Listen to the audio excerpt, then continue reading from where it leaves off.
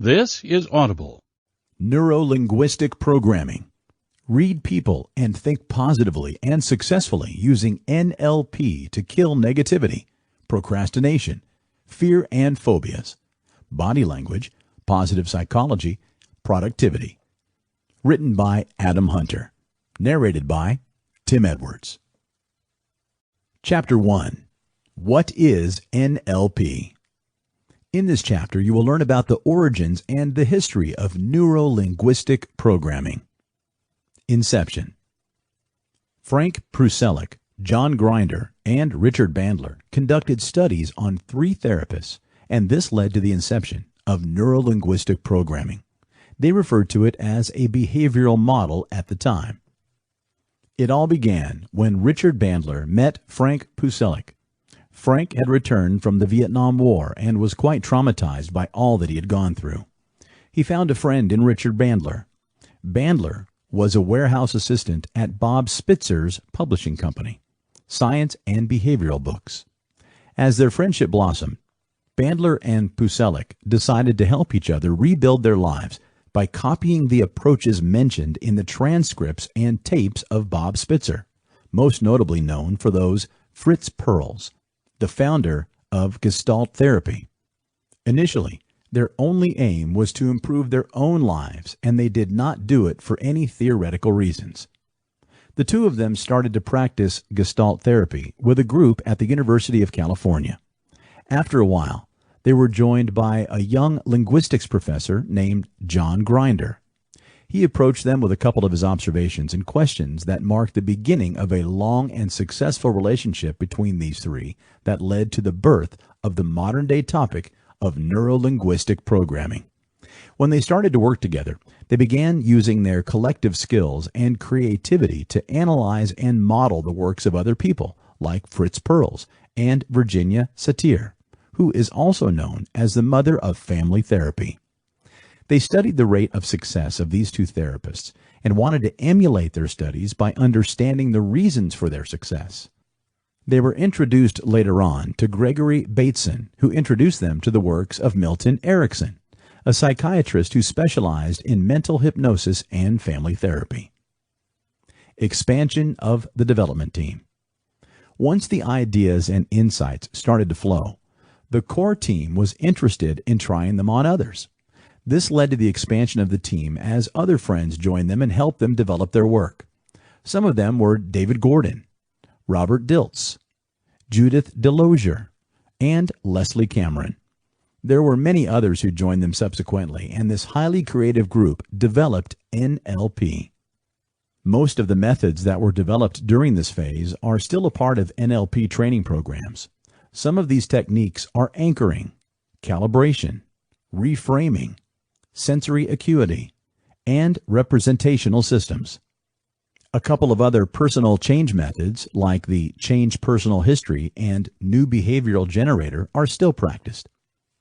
NLP and Tony Robbins. Business guru Tony Robbins certainly seems to know it all. Tony Robbins achieved all the success that he did in his life with the help of NLP. In fact, NLP transformed his life. Robbins believes that knowledge isn't power, but it is merely a source of potential power. Whenever you read something inspirational, have a rather brilliant idea, or come across some life advice and tend to feel inspired and you vow to change your ways, the reality is quite different, isn't it? The inspiring moment passes you by and you don't do anything to follow through with it, and it makes you feel frustrated. Therefore, it is not about what you know, but how you execute it that makes all the difference in life. We are all usually conditioned to listen in a passive state. For instance, we might sit at a desk looking at a laptop, stretch out on the couch reading a book. Passive learning certainly doesn't inspire any action. Robbins recognized this pattern and decided to change it. He understood that the only way in which he can break this pattern is to use the information and act on it. The one thing that differentiates him from others is that he always follows through. Robbins had a rough childhood, and whatever he achieved in life, it was due to his determination and hard work. Success can mean different things to different people, But there is one equation that everyone can use to achieve the success that they want. The first step is to understand your purpose. Once you understand your purpose, you need to adopt the right mindset to stick to your goal. Robbins insists that you need to focus on the things that you want and not what you don't want, since energy follows focus. It is essentially the law of attraction. Once you adopt a positive mindset, the next step is to take action. You need to consciously work towards your goal. If you want to be successful, you need to work towards your goal, and you also need to check your progresses along the way. Assess your progress and proceed accordingly. If you can change your approach towards how you deal with life and the problems you face, achieving success does become simpler. These are the simple steps that Robbins followed which made him successful in life. Books, workshops, and more. The first publication on this subject was a 2-volume book, Structure of Magic 1 and 2. This book is considered to be one of the most difficult books to read about NLP because it is highly theoretical in nature. During 1973 to 1976, when the group's creativity was at its peak, they developed new ideas and techniques, experimented with the concepts they already knew, conducted workshops, and wrote their first books, The Structure of Magic 1 and 2. They also published Patterns of Hypnotic Techniques by Milton H. Erickson, M.D., Volume 1 in 1975. Focusing on Erickson's use of language, their initial model. Apart from this, they also released Erickson's Volume 2 in 1977. John O. Stevens transcribed and edited the tapes from the earlier workshops and published them under the title Frogs into Princes in 1979. Just like most books on NLP at the time, the book also focused on therapists who wanted to help their patients. These books challenged the traditional way of thinking and offered practical alternatives. These books successfully convinced several therapists to try NLP. Bandler and Grinder continued to organize workshops about NLP throughout the 70s, and towards the late 70s, they had become so popular that their workshops were always packed. The commercialization of NLP. The creativity and excitement about NLP inspired a lot of people during the 70s, but this excitement was quickly overshadowed in the 80s. People started to care more about commercial issues, and there was a lot of debate about who was doing it right and who owned it. During this time, Grinder and Bandler parted ways, and there is said to be some bitterness between them. They worked on developing their own ideas of NLP from that point on, and soon NLP became a way to gain power over one's life as well as that of others. It was no longer a simple route to self-discovery, but was considered to be a product that could be marketed to people who wanted quick results. The current state of NLP. At present, there is no one particular type of NLP. After Bandler and Grinder parted ways, different NLP camps emerged. The two obvious camps consisted of supporters of Grinder and Bandler. But this was just the beginning. Soon, there were Tony Robbins camps and Leslie Cameron Bandler camps, and many others followed suit. NLP was coming of age, and all this diversity reflected its growth. NLP is more of a movement than an ideology these days. It refers to a body of ideas and knowledge that are constantly developing and diversifying. It is a wonderful and creative concept, and one person cannot claim ownership of it. NLP is a personal concept that everyone individualizes to suit their needs. Uses of NLP. You can use NLP in your personal and professional life. Personal life. Communication helps you to express your feelings and is an extremely important aspect of any relationship. You can learn to avoid unnecessary fights or misunderstandings so that you can have some peace of mind. Not just that, positive communication will bring you closer together as family and will help you lead a better life. NLP will teach you to value yourself. Perception of yourself plays a critical role in how you respond to things. Usually, people tend to be a little hard on themselves. If you want success, then you need to love and accept yourself. You need to accept your thought process and learn to evaluate it as well. You must not beat yourself up for the negative aspects and must instead work to change them. NLP will bring about an overall change that is quite positive.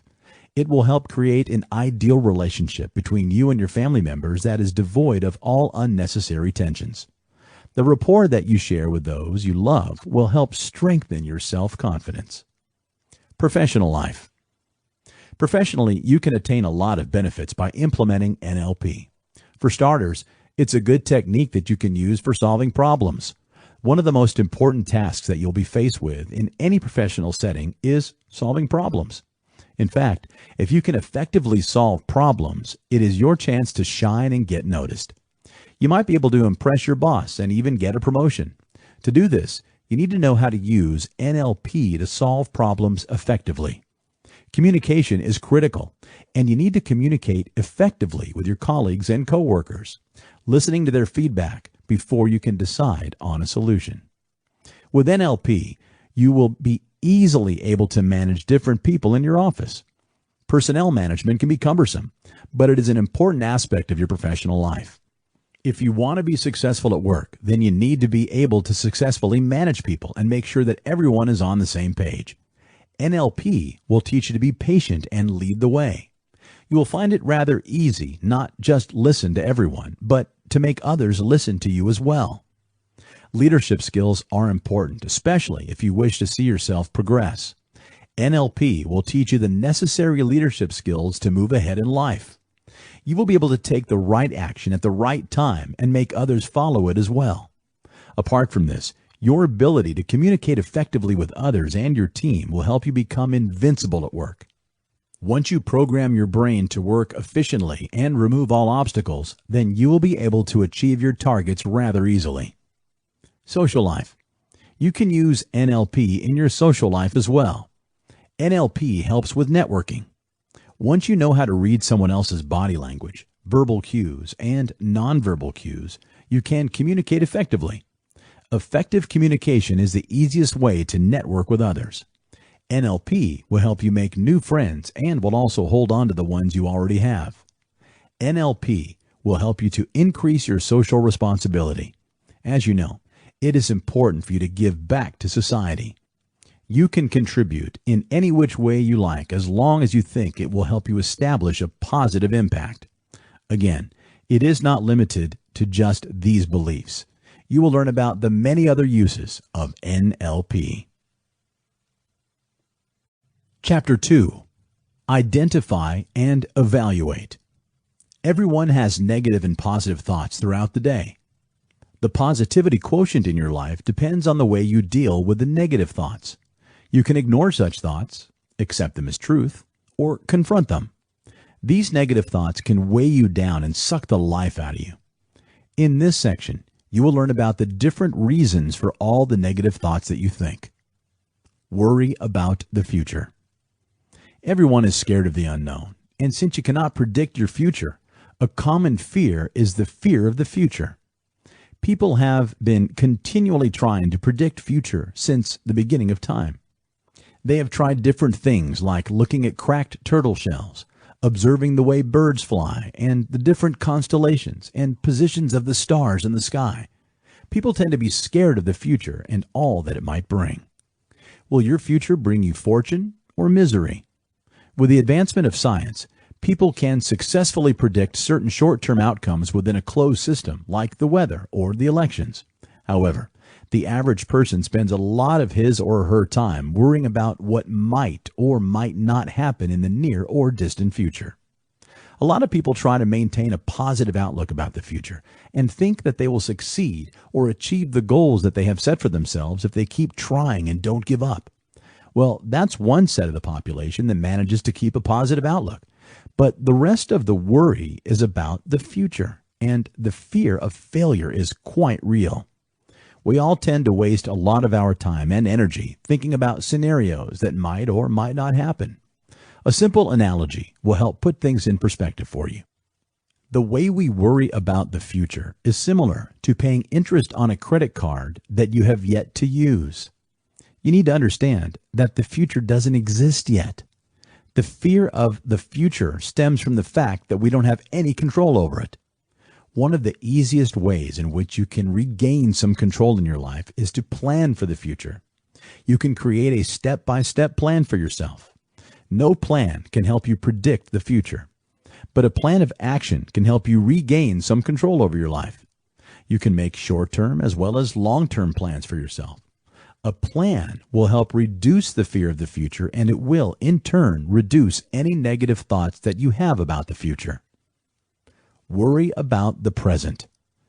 It isn't just the future that we worry about. We worry about the present too. We worry about the things that are happening or aren't happening in our lives. Worry is a mere extension of fear, and this fear can have a crippling effect on your life. For instance, you might worry about what your kids are doing at school, your finances, or even your work. You may worry about something as simple as whether you lock the car door or not. Whew, that's a lot of worries that we carry. Imagine how productive your day would be if you didn't worry so much. Well, the good news is that there is a simple way in which you can combat all this fear that you experience. All that you need to do is create a daily schedule for yourself. When you have a schedule to follow, then you can increase your productivity and concentrate on all those things that are important. Shame in your past. We all tend to do things that we aren't proud of. In fact, we might do various things that we find embarrassing. We all make mistakes, and some of those mistakes can haunt us in our present. Well, you cannot let your past control your life. You need to understand that your past is part of your life, and you cannot do anything to change your past. All you can do is learn from your mistakes and prevent them from happening again. Think of your past as a valuable lesson and nothing else. Your past does not define you. All that you do in your present will shape your future, but your past has no role to play in your present. Instead of worrying about every mistake you've ever made, think about the ways in which you can fix them and learn from them. It is time to regain control of your life and live in the present. If you live in the past or the future, and all that you have to do is worry about them, then you will end up with a list of self-limiting beliefs that will prevent you from attaining any forms of success in your life. You need to understand that your thoughts shape your life. You cannot control your life, and in fact, you are the only one that can control your thoughts. If you think positive thoughts, you will feel good about yourself, those around you, and life in general. However, negative thoughts can make you feel bad and can disrupt your productivity. Imagine how productive your life would be if you didn't spend your time worrying about negative thoughts. The easiest way to deal with negative thoughts is to understand their root cause and replace them with positive messages. For instance, if you feel stuck or if you face an impossibly difficult obstacle, then instead of thinking that you must give up because you cannot deal with it, you can replace this negative thought with a positive one, like, maybe I need to change the way I'm looking at the problem and try a different approach. Your thoughts have the power to control and change your life. Therefore, it is important that you make sure that you are in control of them and not the other way around. You cannot get anything done in life if you allow negativity to hold you back. Chapter 3. The Power of the Subconscious Mind. When you are learning how to drive a car, in the initial stages you tend to be really focused and alert. Your mind will be fully involved in the task at hand, which is driving. After a while, when you have mastered the skill, then you will notice that you didn't need to be 100% focused on driving. Instead, you can listen to music or even talk to others while you're driving your car without losing control of the vehicle. So what does this mean? And what part of your mind is controlling the activity you perform? Has this activity been delegated to some other part without your conscious knowledge? If an object comes near to your eyes, then even before you are aware of what exactly is happening, you will blink. How did your body generate this reaction? When you accidentally touch a naked electrical wire or anything hot, what's that mysterious force that is responsible for you pulling back your hand immediately before you've even managed to figure out what's going on? Why is it easier to change some of your behaviors and habits, even though you want to consciously change all of them? Who or what is responsible for this? Who oversees all these actions and reactions? The mind is made up of two parts, the conscious and the unconscious mind. Understanding the difference between these two forms the crux of trying to understand human behavior. When you are performing a task and are aware of what you are doing, then such an action will be the action performed by your conscious mind. Human beings tend to have a very limited attention span. The conscious mind is responsible for learning the task that is required to be performed repeatedly, and then hands over the reins to the subconscious mind so that the conscious mind will be free to learn other tasks or concentrate on things that require immediate attention. For instance, when you're brushing your teeth, your conscious mind can drift away, and you might start remembering the things that you did all day long, or think about the things that you haven't done yet. When this happens, your subconscious mind takes over the activity of brushing your teeth. Any activity that is dull, repetitive, and habitual, like brushing your teeth, will be unworthy of your conscious mind, and its attention can instead be focused on thinking about more important functions that need to be performed. The conscious mind functions as a filter and a logical processor of information that you receive from the external environment. Based on this information that you receive, your beliefs are formed and then stored in your subconscious mind so that your behavior that is consistent with such beliefs is being carried on its own. If someone asks you what 2 plus 2 is, then you will use your conscious mind to answer the question. Similarly, when someone tells you that the earth is flat, then this information will be processed by your conscious mind and then interpreted by it, only to find that the answer of the earth is spherical, and therefore your conscious mind will reject that information, filtering it before it turns into a belief. If you think of your conscious mind as a filter, then your subconscious mind is the recorder. It is subtler, and the psychology of an individual revolves almost entirely around it. You might have an idea regarding situations in which your subconscious mind comes to the forefront. As mentioned earlier, when you touch something hot, before you even realize it, you will pull your hand back within a blink of an eye. It is a reflex action and is governed by the subconscious mind. The conscious mind always requires some time for processing and therefore is comparatively slower. The subconscious mind is fast and automatic in nature. The subconscious mind can be perceived as a video recorder that absorbs all the information that you have been exposed to so far. It includes all your experiences, skills acquired, and your evolutionary history.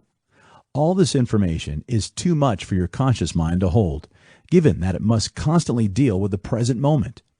It will be necessary to create a storing system for holding all of that information that you have acquired. Your subconscious mind is the storage unit. The human brain tends to work on thought patterns that are nothing but programs that have been embedded into your neural network. You might observe that there is a definite pattern to some of the thoughts that have been produced by your brain.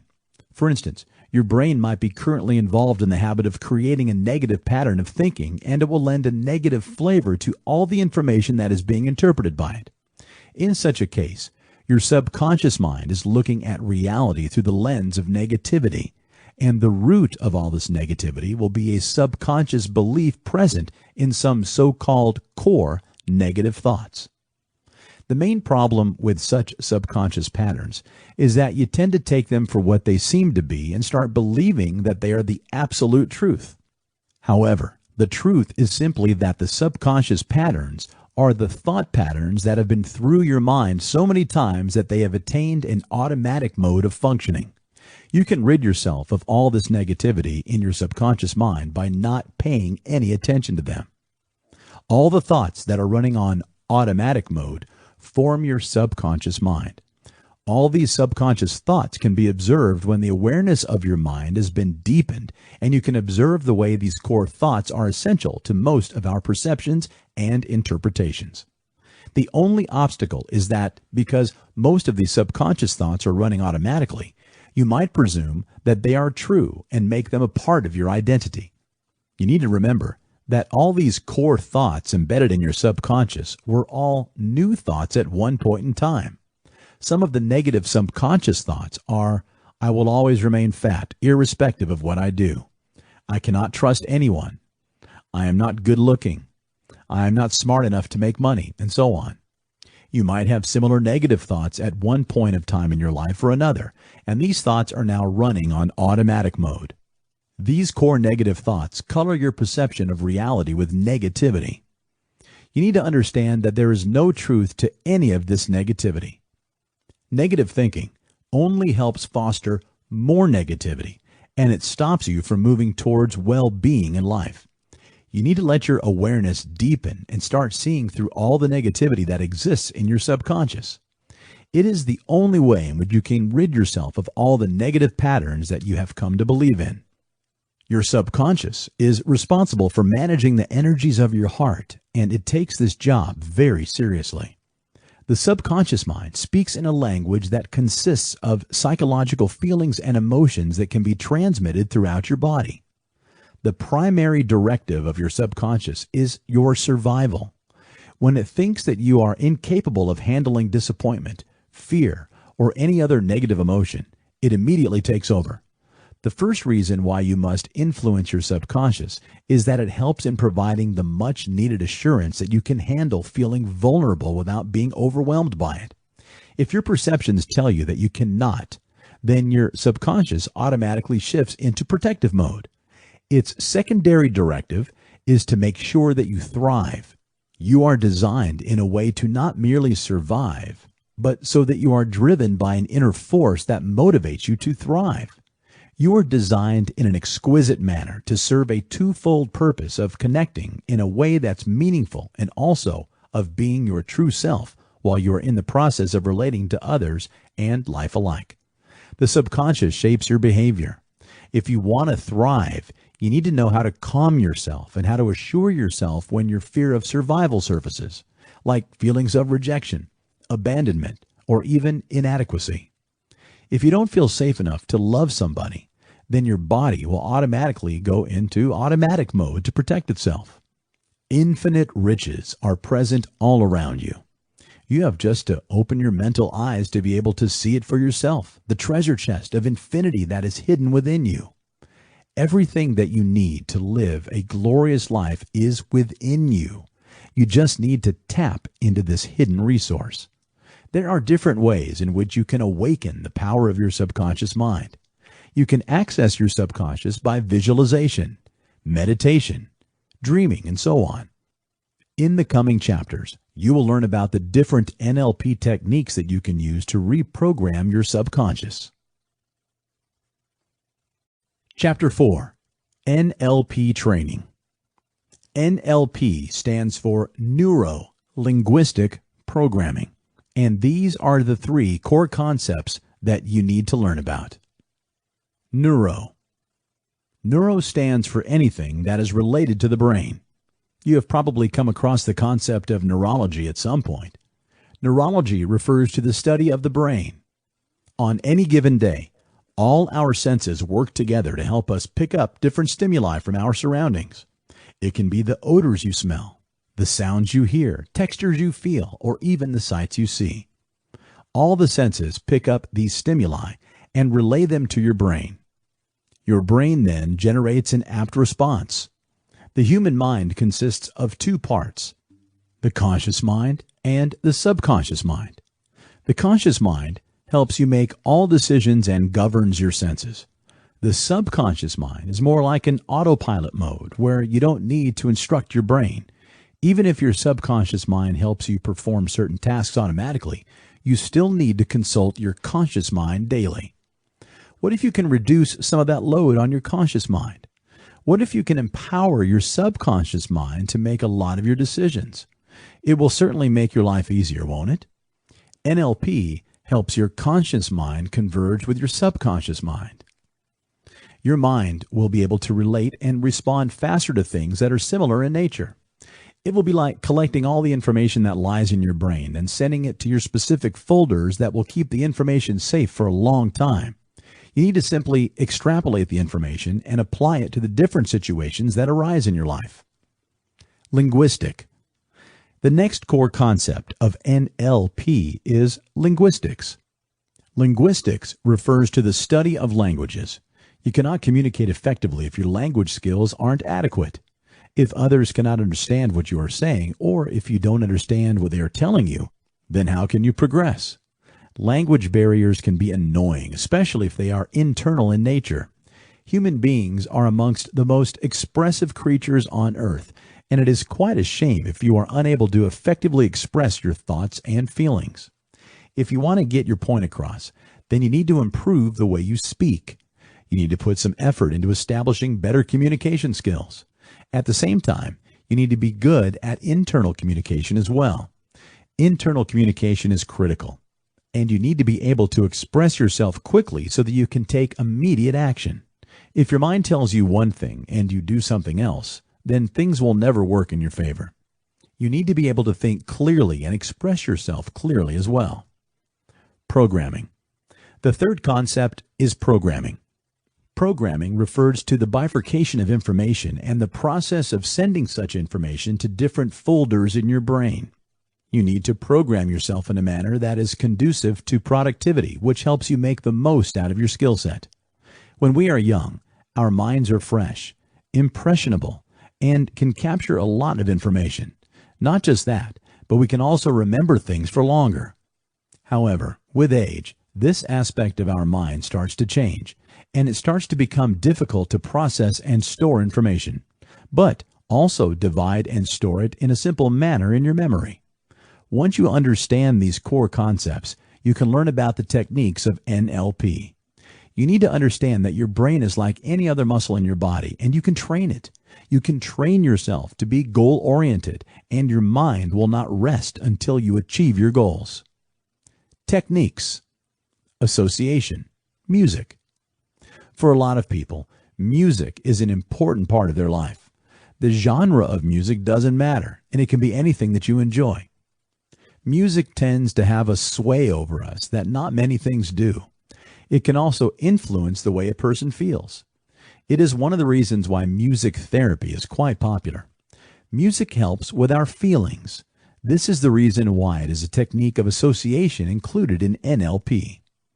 This exercise is about linking a particular song with a feeling of confidence and boosting your self-esteem in this manner.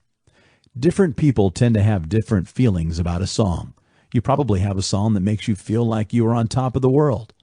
Take a couple of minutes and go through your playlist and find a song that makes you feel confident or inspired. Once you choose a song, you simply need to hum it or sing it whenever you feel down. If you want, you can always pretend to play an imaginary guitar to feel better. The trigger. This is a visualization exercise. You need to find a quiet and comfortable spot for this exercise. Now, sit down and close your eyes. Make sure that your breathing is regular and calm your mind.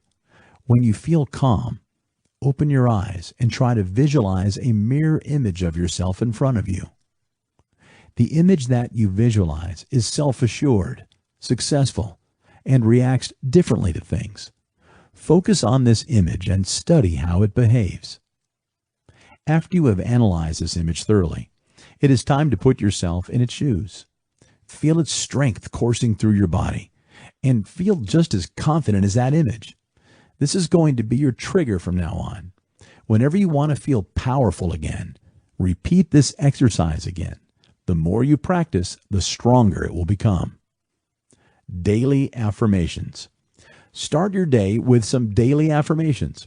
It's the best way to make sure you start your day on a positive note and ensure that you don't miss the opportunity to feel confident daily. You need to make some time for yourself in the morning and think about all the good things about yourself. You must remember that you are the only one that has the power to do what you want, and you have the key to make yourself feel good about yourself. If you want to achieve something, then instead of telling yourself that you will get there, you need to feel like you are already there. Feel like you are the person that you want to be and achieve the things that you want to. Kill the voices. We all experience moments of weakness, where a nagging voice inside our head tells us that we aren't good enough. It keeps reminding us of someone that doesn't like us or that we haven't achieved anything yet. This little voice is really good at spouting destructive thoughts that can remove all traces of motivation that we might have. Now, try to think of the last time you heard this nagging voice in your head. Do you recognize this voice? Is it yours or someone else's? When you have a clear idea of whose voice it is time to change the voice.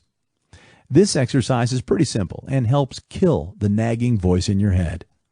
Think of different scenarios and put the voice in such scenarios to render it ineffective.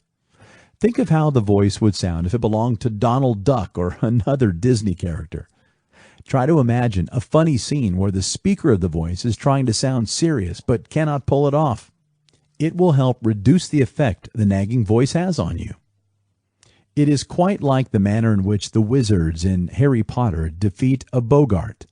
The Bogart can materialize their worst fear, and when they imagine it in a funny context, the Bogart loses all its power. The whiteout. We all have memories that can surface at inappropriate times, make us feel uncomfortable, and prevent us from giving our best. We have memories that can surface at the most inappropriate times and make us feel uncomfortable, therefore inhibiting us from giving our best. They are deeply rooted in our subconscious because we have had a bad experience associated with them. The whiteout technique aims at enabling you to stop thinking about such memories at will. First of all, think of a memory that makes you feel uncomfortable. It can be about a time you embarrassed yourself or when you performed exceptionally badly at something.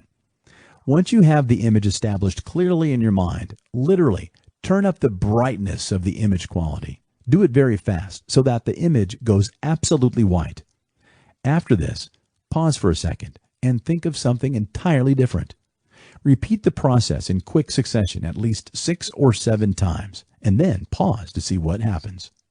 When you think of the uncomfortable memory again, either it will white out all by itself, or you won't be able to see it clearly. Adding a sound effect to the whiteout process can help. Make sure to pause between each cycle so that your brain doesn't create a loop of the image and the whiteout. Grounding. This is another basic NLP technique that is really important to learn before you work on some other advanced techniques. It helps you get your confidence issues sorted out and develop a solid foundation from which to work upwards. For this technique, you must be barefoot. But if you can't do that, make sure you are not wearing high heels. Stand up straight and keep your feet shoulder-width apart and completely flat to the ground. Then move your hips forward slightly and feel your stomach muscles growing slightly tense. Your shoulders and arms will be a little loose and your thighs will tense up slightly. Now, slightly unlock your knees and don't bend them and take deep, long breaths, keeping your eyes focused ahead of you. Focus your attention on a point of a couple of centimeters below the navel and notice how you feel. Practice this posture a few times every day, and once you are comfortable with it, try moving around in it. Make sure you are breathing correctly as you move around and maintain the posture. It will start feeling natural in a while and will help you to stay mentally and physically grounded in the reality around you. Take words at face value. One of the secrets of getting really good at NLP is to take what people say quite literally. It can seem really absurd to some people. After all, we don't always exactly mean what we say. Some things are said just for dramatic value, while others are intended to stress something. But if you really want to understand the psychology of someone you are talking to, you have to take them literally. People will tell you all you need to know in just the first couple of minutes. You just have to exhibit openness and ask the right questions. For example, if someone tells you they just can't envision themselves losing weight, you must not try to convince them that they can. Instead, you can try and make them see things from a different perspective. See, people don't like to lose things. If that is what you set as a goal, you are bound to fail in most cases. People also don't process negatives as well as they process positives. So telling someone not to think about an elephant will result in just the opposite. It's all wired into our neurology. Experimentation. The way our communication works is deeply set into our subconscious. When we talk, we subconsciously have a goal in mind, whether we are aware of it or not.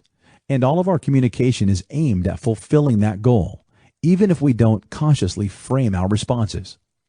Try to remember your last leisurely telephone conversation. You will notice that you were not paying much attention to the conversation, at least half the time.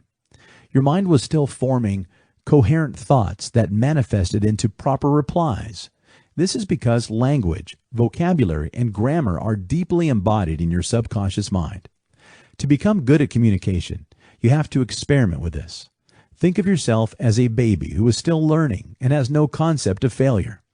Try different phrases and words as you interact with someone you trust. Maybe a fellow NLP practicing buddy.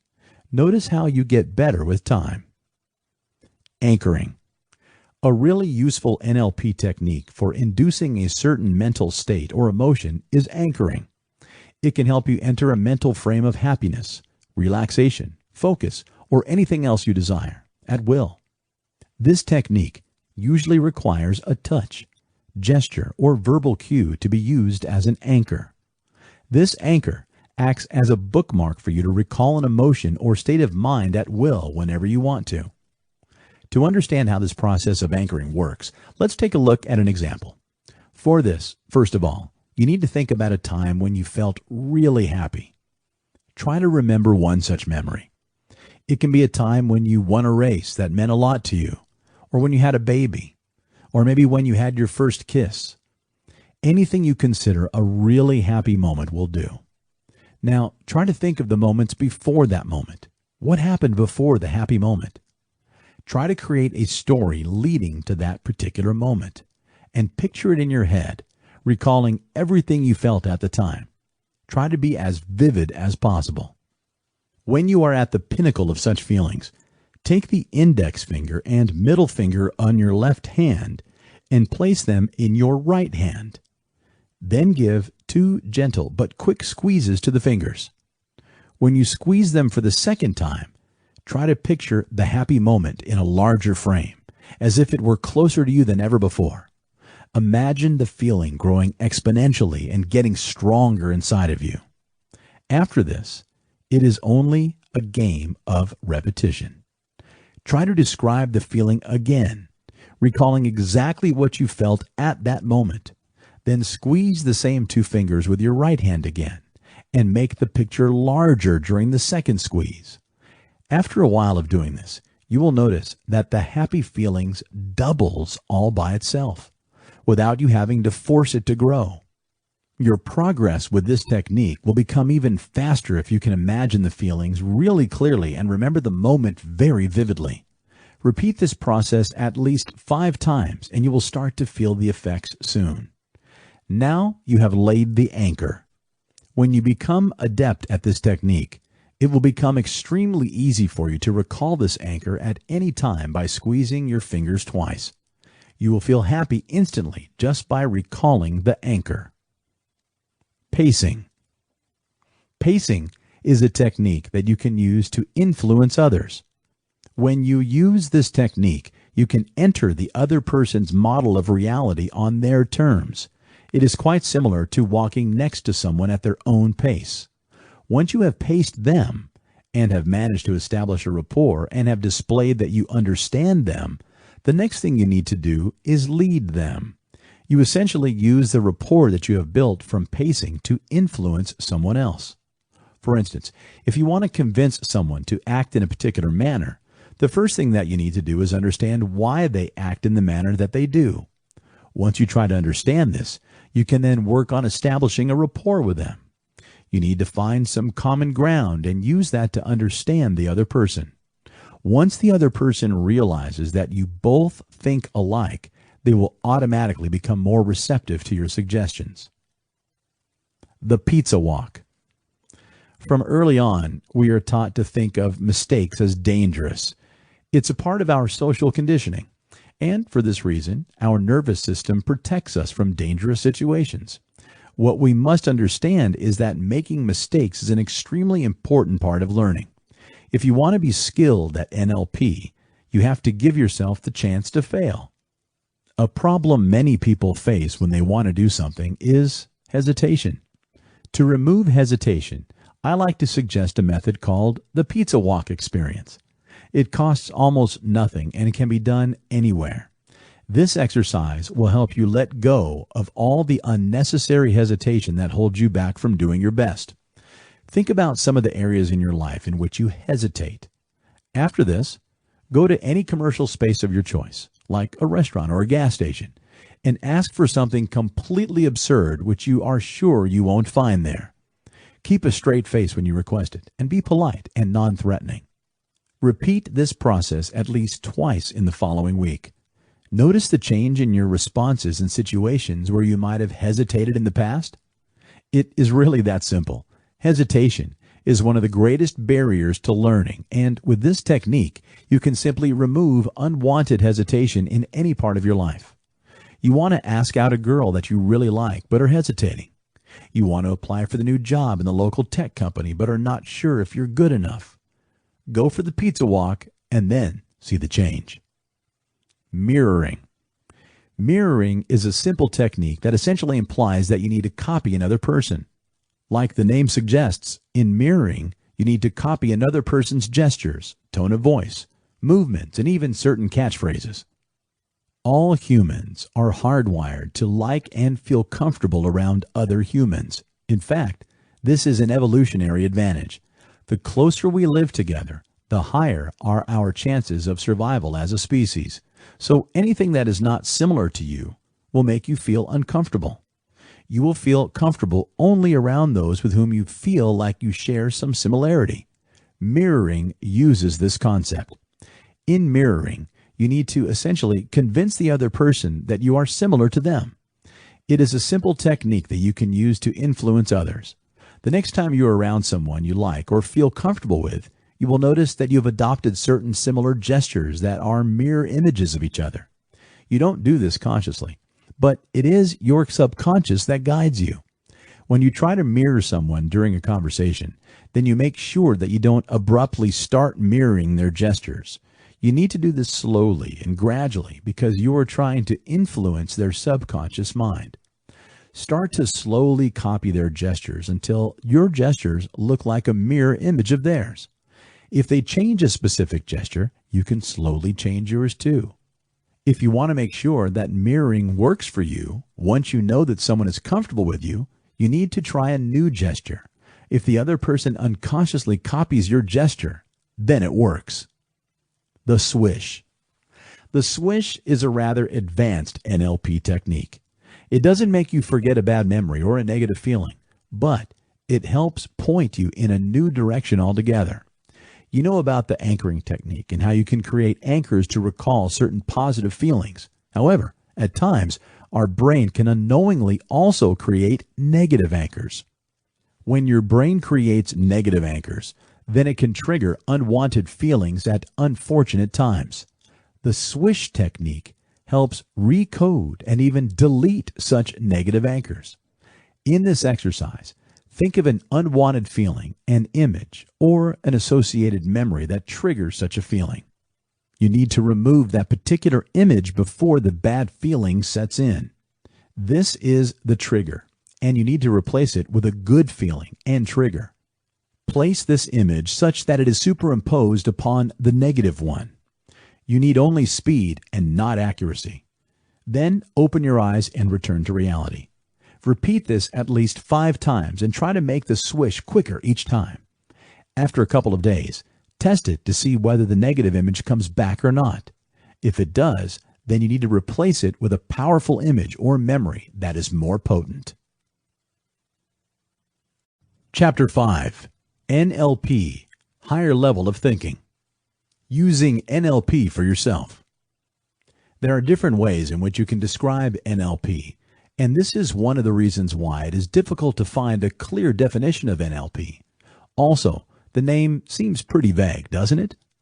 Richard Bandler, in one of his workshops, recalled an anecdote on how he came up with the name. Apparently, on one fine day when he was driving, he placed a couple of books about neurology, linguistics, and computer programming on the passenger seat. The police stopped him for speeding.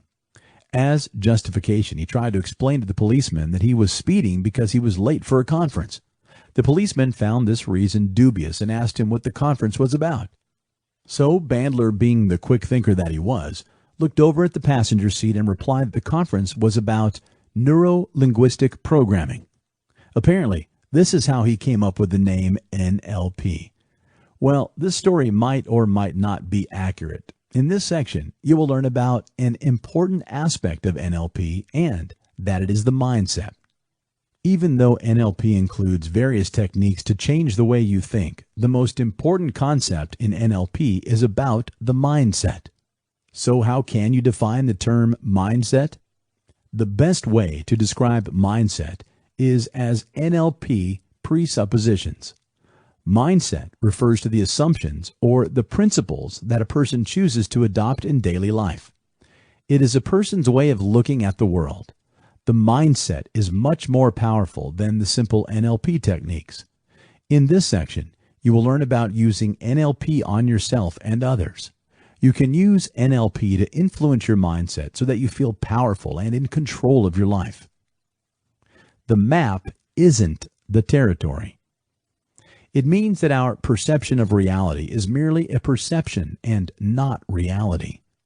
We often tend to jump to the conclusion that what happens around us is true, even when it is often only our interpretation of what we think happened. The difficulty crops up because we seem to react to such events as if they are true. There is a presupposition in NLP that often people respond to an experience and not to reality. So this presupposition reminds you that you need to question what you believe and see if you might have unknowingly distorted it.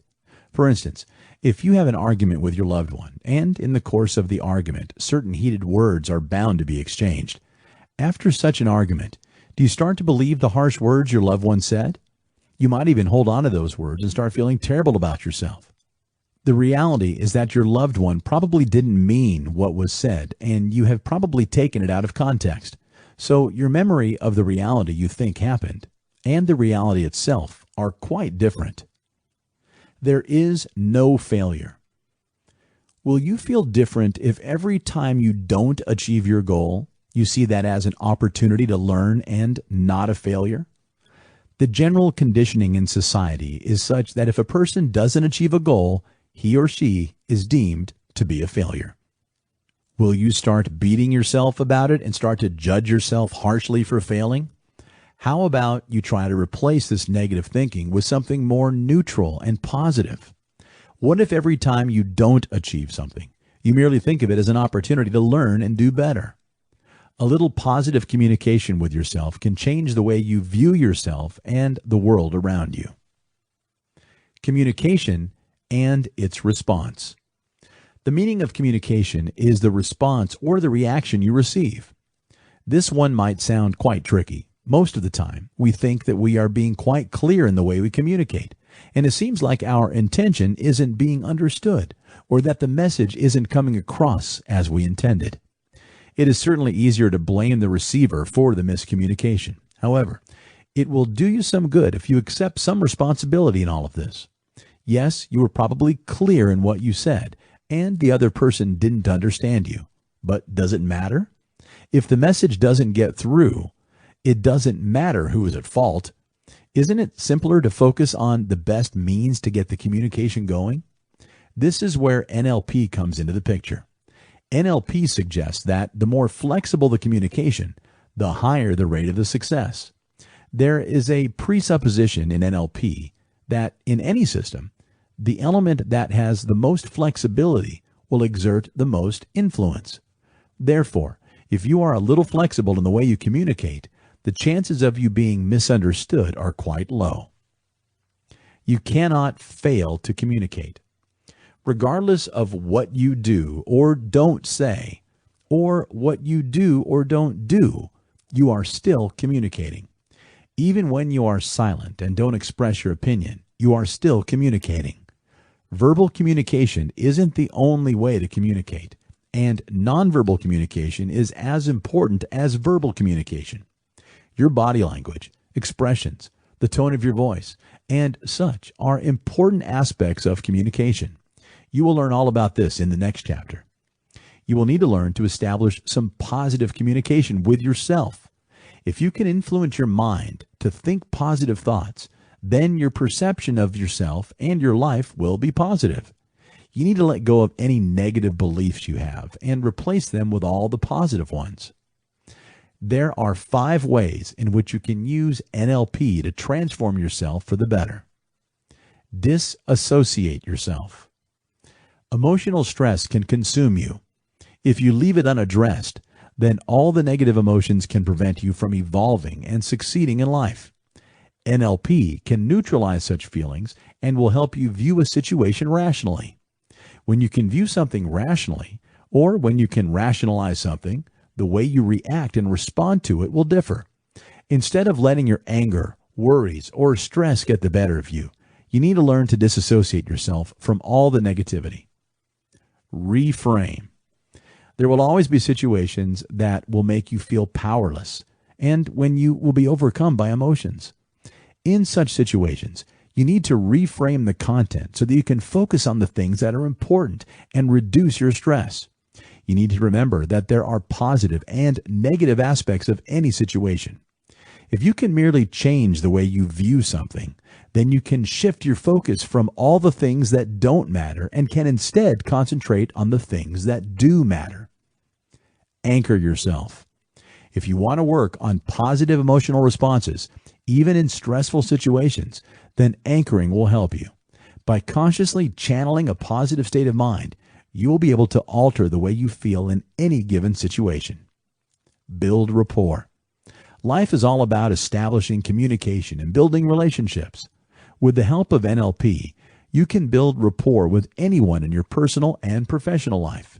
You will learn to connect with a person through their body language and their communication as well as their breathing patterns. Once you learn to pay attention to the other person, you can easily mirror the way they behave, and it will help you build a rapport. Limiting beliefs. The only thing that stops a person from being successful is his or her limiting beliefs. You need to learn to identify limiting beliefs that you might have, and you need to correct them. You cannot simply ignore your limiting beliefs because they can have a crippling effect on your psyche. You are the only one that can change the way you think about yourself. The different NLP techniques discussed in the previous chapter will help you change any limiting beliefs you have about yourself. Use NLP on others. People want different things out of NLP, but one common theme among the various expectations people have from NLP is the ability to be able to persuade people better. In this section, you will learn about the different techniques of NLP that you can use to persuade or influence others. The Antipodean Lilt. First things first, let's talk about the Antipodean Lilt for a bit. You may have heard of it already, as it is a very popular concept. It's not very potent. It can help you deal better with children, but it doesn't work great for persuasion. If you don't know what it is, let me explain it in brief. It happens when you let your voice rise in pitch at the end of a sentence. For example, if you say, "I'm going back to Sydney," in a way that the last bit rises up and sounds like a question, it makes you seem unsure. On the other hand, if you say the same part with a lower voice, it sounds more confident and commanding. As a result, the listener feels more confident in what you're about to do, too. This is a very basic technique that probably won't work on a lot of people, but it still helps to know it. Embedded commands. So let's talk about embedded commands. This is one of the simpler yet more powerful techniques. In this technique, you make use of an embedded command in your sentence without being impolite. This makes it difficult for the other person to say no. Let me give you an example.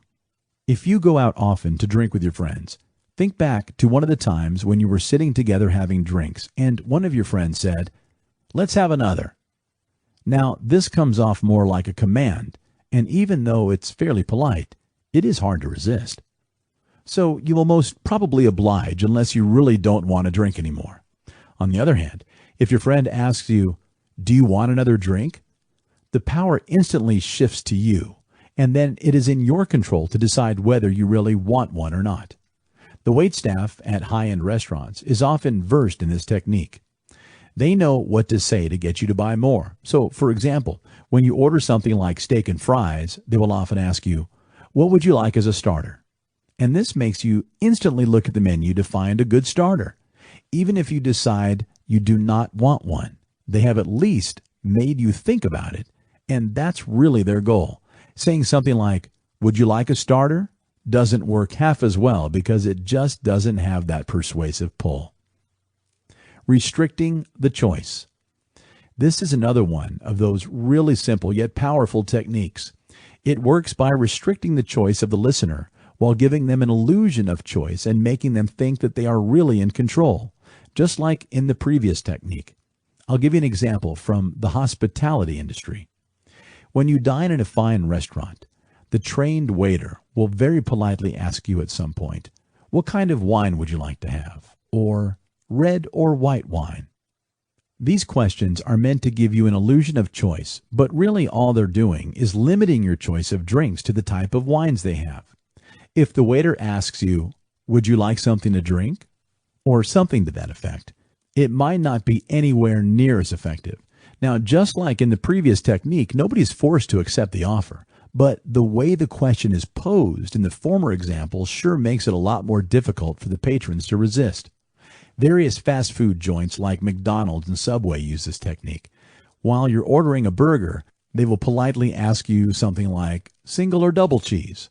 This makes you feel like you are being offered a choice, but what they are actually doing is making sure you don't choose the no cheese option. Something similar is often used when dealing with kids when they are being stubborn. In fact, some smarter parents use it from the get-go so they don't have to deal with the stubbornness at all. If you're a parent, you must be familiar with this in some way already. For instance, when your child doesn't want to go to sleep, instead of trying to scold them or asserting control in the traditional way, what works much better is restricting their choice by distracting them with something else. So you say something like, "Would you like to hear a bedtime story when you have your jammies on?" In this case, having PJs on is asserted as something as going to happen either way, and the child only has a choice in whether he wants to hear a bedtime story or not. "I can, but I'd rather not." This is one of those techniques that people often use with their friends and partners. Everyone uses this, and you might have used it at some point in your life when you wanted to manipulate people into doing what you wanted. Let me explain how it works with an example. Say you and your friends are going out for the night. You have a few drinks except for one guy. When you leave, you know it won't be safe to drive while you're inebriated. So you say to the sober friend, "Hey, I can drive if you want," slightly stressing the "if you want" part. This change in tone prompts your friend to step up and volunteer to drive. If this doesn't seem like the kind of thing that you would want to do, maybe you can try a variation of it. When you and your partner are leaving for dinner, you can say, "I'm happy to drive," the name of the place, and this conveys to your partner that he or she will be the one driving when you guys come back home. Know when to use and but. You may not actually realize it, but the three-lettered word "but" sure is very powerful. It can change opinions in a matter of seconds. So be very careful of the words that follow. If you understand its power, you can always use it to your advantage. For example, say something like, "My friend can do this for you in a day, but she will charge you $100. Makes the listener focus on the latter part, the cost of the work. You might think that $100 is a bit too much for the work, and so might decline your offer. On the other hand, if you reverse the same sentence and say, "My friend will charge you $100 for this job, but she'll finish it in just one day," this will have a much more powerful positive impact on the listener, as he or she will focus on the "just one day" part. The importance of the cost will be diminished, and this will shine in your friend's ability to do the job quickly. So to get you familiarized with this, here's a great exercise that you can do with a friend. The rules are, each person only gets to say one sentence. Each sentence starts with the word "and." After several sentences, change the "and" to "but" and notice the difference. I'm pretty sure that they will have very different impacts on both of you.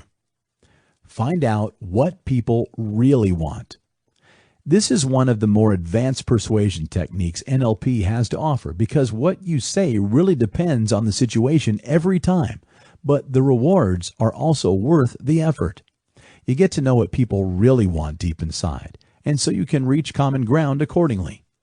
It's difficult to get people to disclose what they really want, often because they themselves haven't properly thought about it and they need to be poked a little to think in that direction. What this technique does is remove the need for guesswork on your part. All you need to do is handle the situation properly and people will tell you what they want all by themselves. You need to gently turn the conversation in the right direction and ask them the right questions. So, for instance, if you're discussing holiday plans with your friends and you ask them where they want to go, they might respond with an uninterested, "I don't know," but they probably do. Now, to know where they really want to go, just ask a simple question. Well, if we remove the distance and money factors, where would you like to go then? Think about it. This gives them the chance to really tell you where they want to go. And after that, you can start thinking about the factors that do, in fact, matter, like money and distance, and tailor your response to reach common ground. This will help you all go on a trip where you can do what you enjoy with a little bit of compromise. If you're finding this book helpful already, please remember to leave positive ratings on Audible, as it allows me to keep producing quality audiobooks.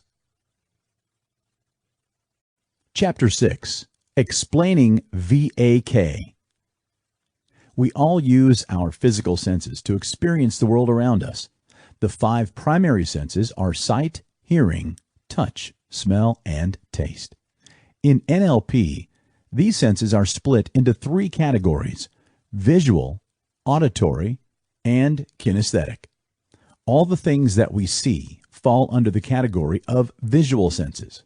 Auditory includes all the things we hear, and kinesthetic senses refers to the things that we feel, taste, or smell. If you want to discover the way in which you use your senses, then take a trip down memory lane. Remember a pleasant situation, such as a holiday? What is the first thing or sensation that such a memory triggers in your mind? Whatever your thought is, it will fit into one of the 3 VAC, visual, auditory, and kinesthetic categories. For instance, if you remember a beach holiday, for some people, the first thing they recollect will be the pleasant blue sky, visual. For others, it may be the sound of the waves, auditory.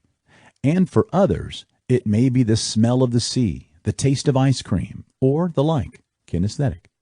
Your first thought about a memory will help you understand your preferred rep system. The concept of VAK is a handy tool for interpersonal communication. By using visual words, you can attract someone's interest. With auditory words, you can catch the attention of the person, and kinesthetic cues will help you build a rapport. In this section, you will learn about verbal and nonverbal cues. Nonverbal communication is very tricky to understand. What we put into words is very clear to understand, but our facial expressions, gestures, and eye contact speak the loudest. Understanding nonverbal communication is a powerful tool that can help a person understand others better and build interpersonal and professional relationships. It can also help you to express yourself better and make connections. Understanding nonverbal cues. While having a conversation with someone, you give away a lot by the way you sit, listen, move, look, and react. The other person can tell whether you are really interested in what they are saying or not, or if you're just pretending to care. When your body language is on par with your words, there is an increase in trust and clarity. When your words don't match with your body language, it leads to mistrust, misunderstanding, and tension. For better communication, you need to become more cautious and repetitive to the nonverbal cues of others as well as yourself. Nonverbal cues include the following: facial expressions.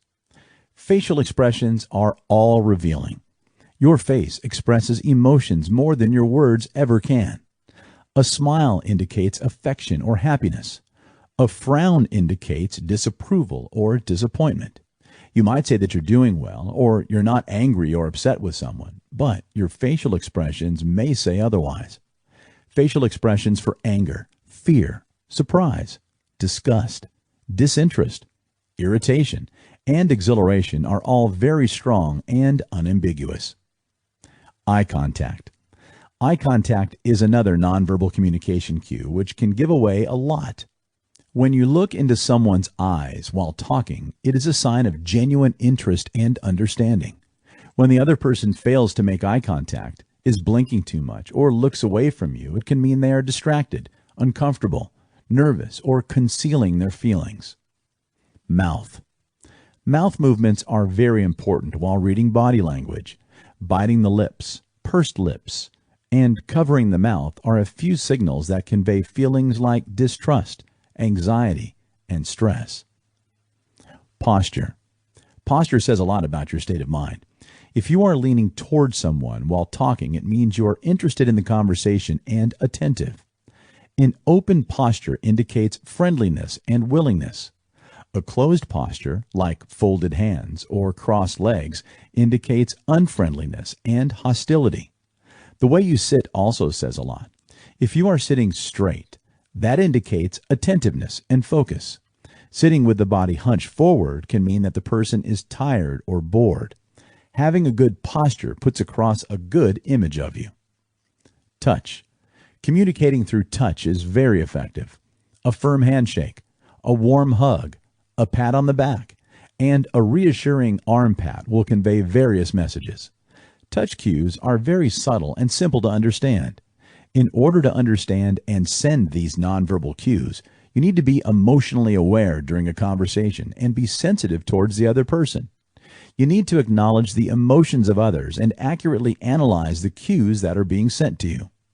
It will help you create and build trust and be responsive to the other person by showing you care and understand. Tone. The tone of your voice, which means the loudness or the pitch, is also considered a nonverbal cue.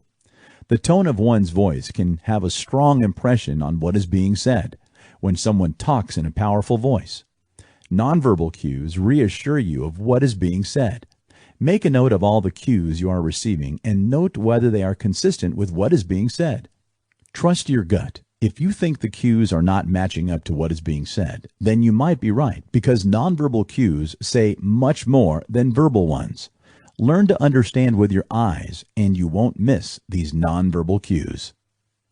Understanding context. While having a conversation with someone, make sure you observe the body language of the person who you are talking to so that you can use your words wisely. Body language can inform you about the comfort level of a person, but that is about it. This is where context comes into play. Understanding context means being mindful of the following things. The conversation. You must pay close attention to when the body language of the person changes. What was it that made the person uncomfortable? Was it a question you asked, or the topic you were speaking about?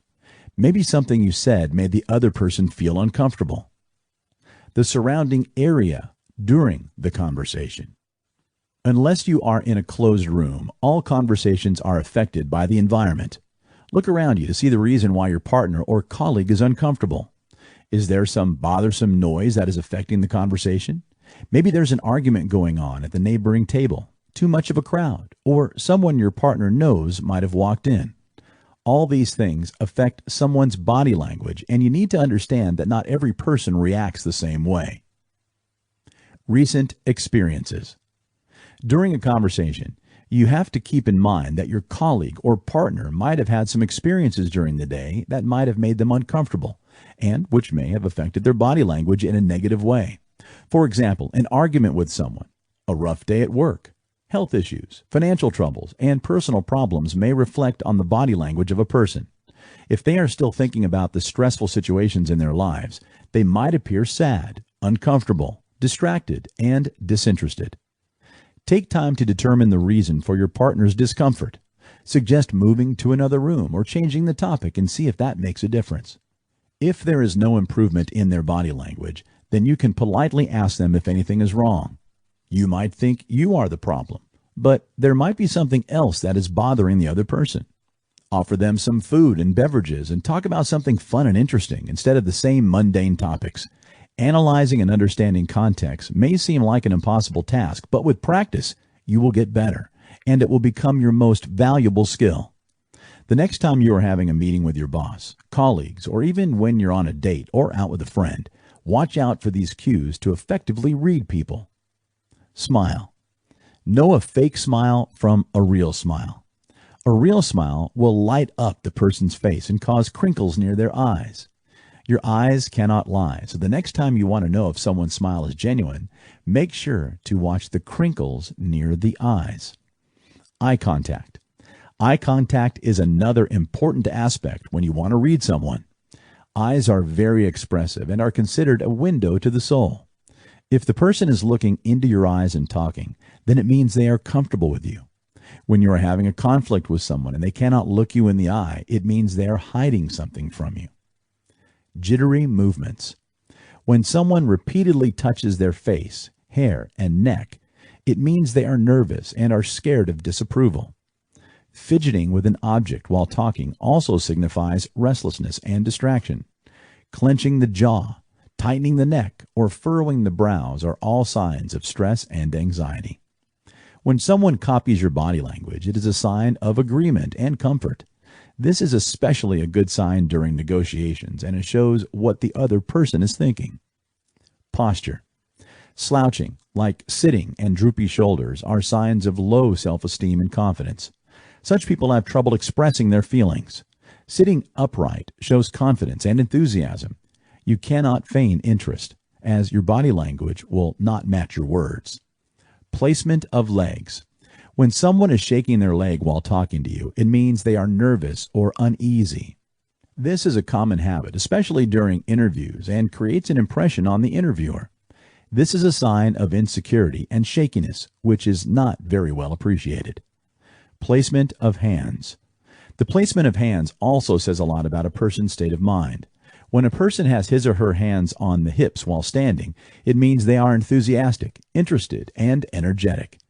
Hand gestures while talking means that the person is trying to explain and express feelings and ideas. Be aware of the surroundings and context when you are reading someone, as body language is just going to give you a hint at what the person is thinking and feeling. For in-depth analysis, you have to take into account the context and apply it accurately. Facial expressions. A person can convey volumes through their facial expressions.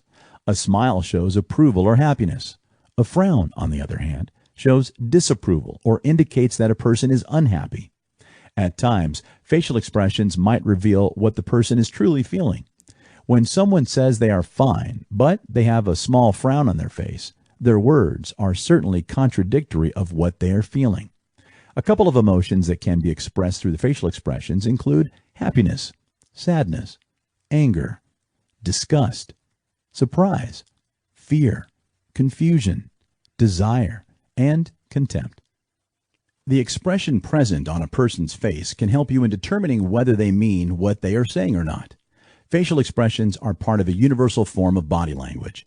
It is quite difficult to control facial expressions when a person is feeling extreme emotions. You can gauge what a person is saying by paying close attention to their facial expressions.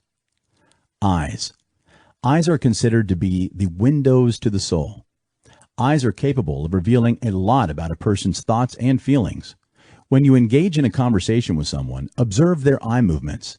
This must be a general part of your communication process.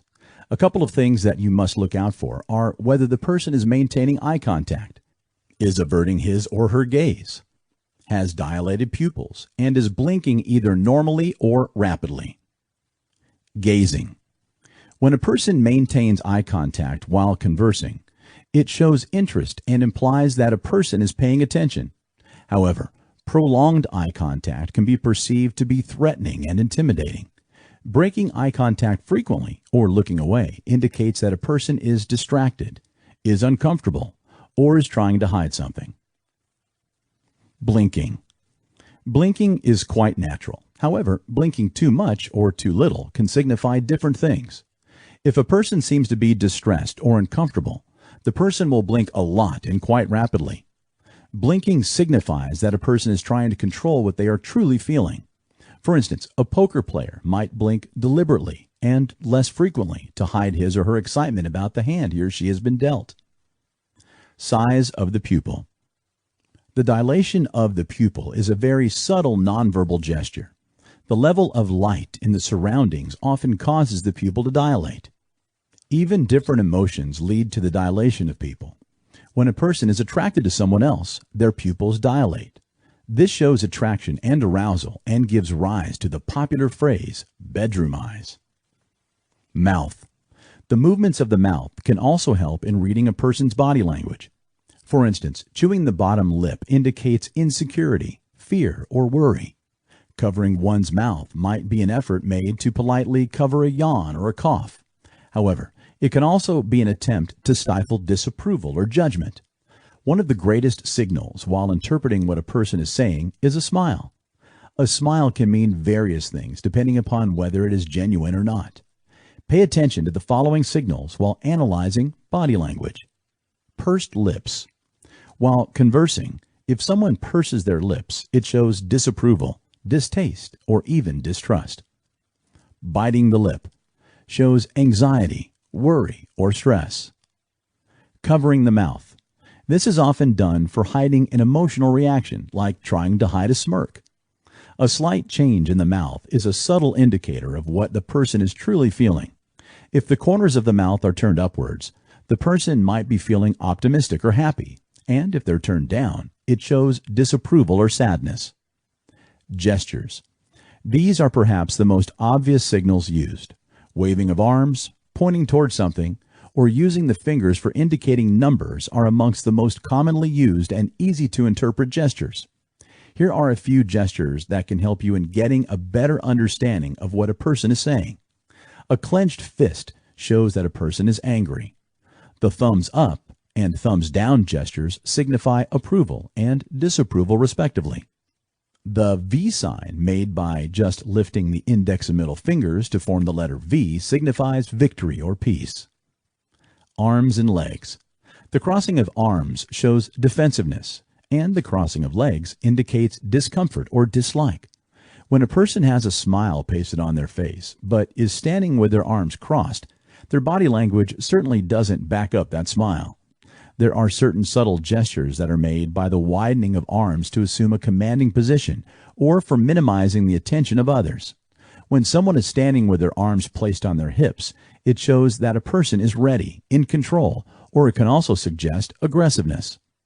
Tapping of fingers or fidgeting with them shows impatience, boredom, and restlessness. The crossing of legs shows the desire for privacy, and clasping of hands behind the back indicates anger, anxiousness, or utter boredom. Postures. The way a person holds his or her body is an important part for analyzing body language. Posture refers to the overall physical form of the individual and the manner in which they carry themselves. A lot can be inferred about a person's characteristics from their posture, like whether the person is confident, open, dominating, or submissive. When someone sits with his or her back upright, it shows that the person is paying attention and is focused on what is going on. Hunching or slouching while sitting implies that the individual is bored or indifferent towards what's going on. Open posture. This involves keeping one's torso open and exposed. This shows that the person is open, willing, friendly, and approachable. Closed posture. If a person is hiding his or her torso by hunching forwards and keeping the hands and legs crossed, it can be an indicator of hostility, unfriendliness, or even anxiety. Personal space. What does personal space mean? Did you ever feel uncomfortable when someone gets a little too close to you? Personal space refers to the social distance that an individual likes to maintain with others. The physical space between two individuals can provide a lot of information if you know what you are looking for. Intimate distance. If the physical distance is between 6 to 18 inches, it shows that the individuals share a close or an intimate relationship. This happens while whispering, hugging, or touching. Personal distance. This is the physical distance that is usually maintained while talking to family members or close friends, and it ranges between 1.5 to 4 feet. The closer a person stands to another while communicating, the closer the bond that they share. Social distance. Social distance is the distance that is maintained with acquaintances. When an individual knows the other person fairly well, the distance maintained is between 4 to 12 feet. Depending upon whether or not a person is well acquainted with one another, the distance between them will increase or decrease. Also, the distance that is maintained can depend on culture. For instance, people from Latin America are comfortable standing closer together while interacting with others, whereas those from North America appreciate more personal distance. If you are trying to understand the true meaning of what a person is saying, then make sure that you are paying close attention to their body language. A person's body language can give away what they are truly thinking, feeling, or implying. However, while trying to notice somebody's body language, you need to be observant, but this doesn't mean that you should stare or oogle. Chapter 7. NLP and Anchoring. NLP anchors are an easy and quick way to tune into a resourceful state of mind on demand. There is nothing better than feeling positive emotions by simply flipping a switch. In this section, you will learn about the concept of anchoring and the ways in which you can create anchors. One of the most important tools of neuro-linguistic programming that you can use to increase your self-confidence, interest, and make yourself feel relaxed is anchoring.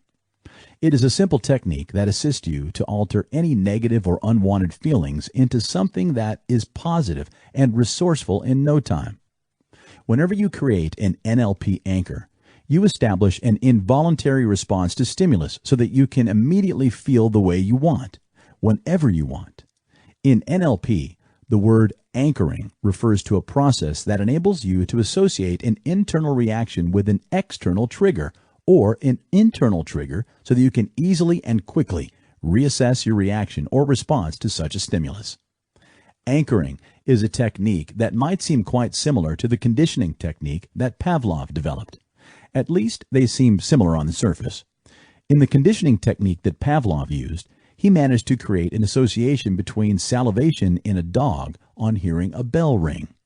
Pavlov associated the ringing of the bell to feeding his dogs, so the dogs automatically created an association that the ringing bell signified their feeding time. Eventually, Pavlov noticed that merely by his ringing the bell, his dogs started to salivate, even when he didn't feed them. The theory rests on the premise that an external stimulus or cue can elicit a behavioral response. The association formed is said to be spontaneous and not based on choice. The behaviorist's stimulus-response conditioning formula helps condition a subject's response or behavior to a specific stimulus. In NLP, anchoring is a form of relative conditioning that includes links between various other emotions and experiences instead of restricting it to external cues or behavioral responses. For instance, the reaction or internal feeling you experience whenever you remember a particular picture will become an anchor for you. The tone of your voice can become an anchor that associates to the tone of a specific feeling like excitement or confidence. With anchoring, you have the option to establish as well as re-trigger an association for yourself. Instead of your reaction being an unconscious response, anchoring is a tool that helps with self-actualization.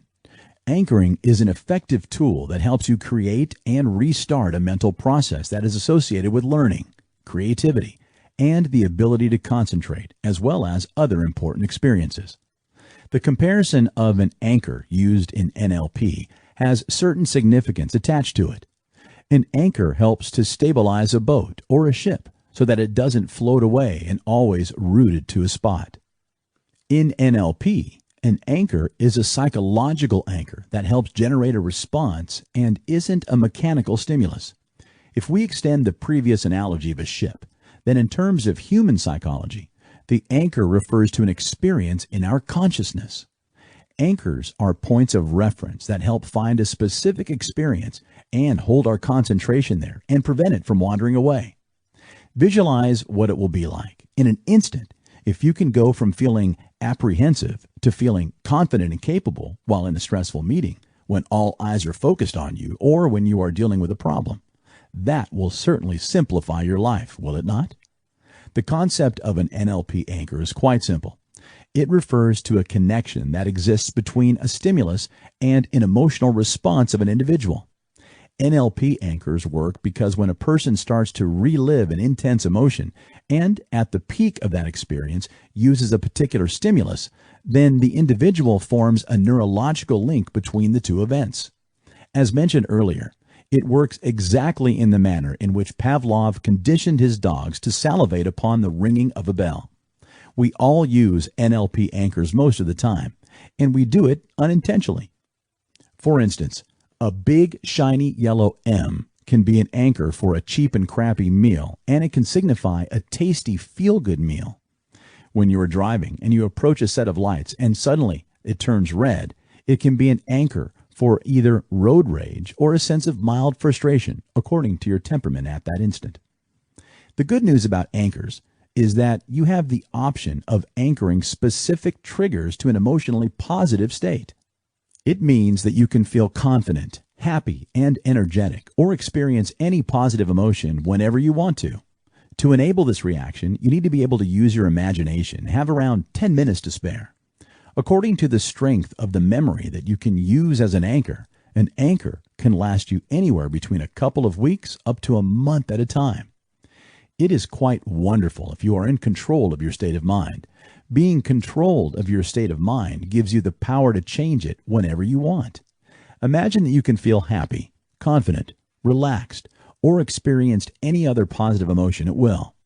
Imagine you can change the way you feel at will. If you want to do this, then anchoring is the best technique. The way we react can be intentional as well as unintentional. For instance, if you touch something hot, do you quickly pull your hand away, or do you contemplate the action that you need to take? You obviously pull your hand away instantly. This is an unintentional response that is part of your subconscious mind. Similarly, when something is anchored, then your reaction to such a situation will be automatic, and you won't have to contemplate what you need to do. Such an association can be both good as well as bad. For instance, some food that your grandmother cooks can remind you of your childhood. Or maybe every time you pass by a place or see an object, it might remind you of a bad experience. The thing about anchors is that they can both be positive as well as negative. Like mentioned earlier, we create certain triggers unknowingly. These triggers can both be positive as well as negative. It is important to get rid of any negative triggers and replace them with positive triggers. For instance, if you pass by a certain place or wear a certain t-shirt, does it remind you of a bad phase in your life? Perhaps you are out of a bad relationship, and that place or that item of clothing reminds you of those bad times. If you are slouching on the couch for long, does it make you feel lazy and slightly depressed, and then you start to binge on junk food? Well, do you ever experience the urge to binge on unhealthy snacks when you feel low? This is an example of a negative anchor that your mind created. You can create positive anchors, and in the same manner, you can break free of negative ones. Positive psychology is the basis of anchoring, and you will learn about establishing positive anchors in the coming section. Anchoring is a simple technique that will allow you to create or break certain associations consciously. It uses different stimuli like sound, image, touch, smell, or even taste to deliberately trigger a response that is consistent. In fact, knowingly or unknowingly, we use this technique in our daily lives. For instance, brands use anchors while advertising. They use anchors that associate their products with a particularly positive feeling by using pictures of happy people, enjoyment, or even success. The downside to this technique is that it can create negative associations. For instance, if you wear something during a particularly painful event, then you will start to feel uncomfortable every time you wear that item of clothing. If you wear a particular shirt while undergoing dental surgery, then whenever you wear that shirt afterwards, you will be reminded of the discomfort you experienced. Your mind has managed to form an association between that item of clothing and an unpleasant event. Most of the anchors are created accidentally. However, you can deliberately create positive anchors to remind yourself of something good. You can create an anchor in all perceptual systems. You can create visual, auditory, kinesthetic, olfactory, and even gustatory anchors. A visual anchor uses images that can bring back memories or feelings associated with color that can make you experience a particular mood. An auditory anchor can be a song that might remind you of a specific event, like whenever you hear a siren, you tend to feel alert. Kinesthetic anchors, like a hug or the feel of cold breezes, can remind you of someone special or a specific place. Olfactory anchors trigger your sense of smell. For instance, the smell of a specific perfume can remind you of someone. Gustatory anchors trigger your sense of taste. For instance, the taste of a specific dish can remind you of your childhood and such. Anchoring is used to access feelings, a state of mind, or resources whenever you want so that you can replace an unwanted feeling with something more pleasant. It can also help you control your emotions and reactions. When you can control your emotions and reactions, you can have better control over the situations in your life. For instance, if you are stressed or anxious, then you can use a happiness anchor to access a happy memory that can instantly make you feel better about yourself. Now that you know what an NLP anchor is, the next thing that you need to know is how to create anchors for yourself. There is a simple acronym that you can use to remember the parameters to create an anchor. The acronym is ITURN, which stands for intensity, timing, uniqueness, replicability, number of times. Now, let us understand these parameters to create a powerful anchor. The first parameter that a memory needs to meet, if you want to use it as an anchor, is intensity. If you want the anchor to be powerful, then the memory that you need to use needs to be powerful. All that you need to do is opt for a strong memory and slightly tweak the submodalities, a subset of the modalities: visual, auditory, olfactory, gustatory, and kinesthetic, of the memory to make it intense. The second parameter that you need to concentrate on is timing. The idea is to use an anchor when the happy feelings associated with the memory are at their peak. If you do this, then you will be able to generate a strong response. The best way in which you can perfect the timing of the memory before you use it as an anchor is to relive the memory in your mind. Go through the memory and note the moment when your emotions are at their peak. The third parameter that a memory needs to meet if you want to use it as an anchor is its uniqueness. The uniqueness in this context refers to the stimulus and the meaning that you want a specific trigger to have. For instance, a popular trigger is rubbing the earlobe or someone rubbing fingers together. You can select any trigger that you want, but make sure that whatever the trigger is, you can do it in public without offending anyone. The fourth parameter is replicability. Replicability means that you must be able to replicate the anchor in the same manner that you created it, and it must not be a problem. If you plan to use the anchor in public, or you know that you might need to use the anchor in a public setting, you need to make sure that it doesn't include any inappropriate movements. For instance, the trigger cannot be something like touching yourself inappropriately. The final parameter is how many times you use it. The higher number of anchors you stack, the better. As with everything else in your life, the more work you put in, the better your performance will be. It is ideal to spend about 30 minutes setting an NLP anchor. If you do this, then the anchor you create will be quite powerful. If the thought of spending 30 minutes on this task doesn't appeal to you, then keep in mind that once you create an anchor, you don't have to redo it again. So think of the time that you spend on this task as an investment. However, if you really don't have any time to spare, then you can spend about 10 minutes and create an anchor. But then you will need to spend 10 minutes every week refreshing the anchor. Steps to create an anchor. Now that you know what an anchor is and the parameters that you need to keep in mind while setting up an anchor, the next step is to create an anchor. It is quite easy to create an anchor. Follow the simple steps discussed in the section to create one. Pick a memory. The first step is to pick a memory. Don't just pick a random memory. The memory that you opt for must have strong feelings associated with it. If you want an anchor for confidence, then you need to select a memory of something that made you feel confident. If you want an anchor for motivation, then select a memory that you find motivational. If you cannot pick a memory, or if you feel that you have never felt like this, then you can create an anchor by imagining yourself in a resourceful state. However, an anchor is most powerful if the instance or the memory is something that you have experienced. Association. Relive the memory by seeing it through your eyes. The more vivid and specific your imagination, the better the anchor will be. Close your eyes and reimagine the situation or experience that you want to use as an anchor. Try to experience your emotions as vividly as you can. The feeling. Once you start to experience a positive feeling, create a trigger. A simple trigger is to rub your fingers together. So whenever you rub your fingers together, you trigger a specific memory. The feeling that you want to re-experience needs to be positive. Release.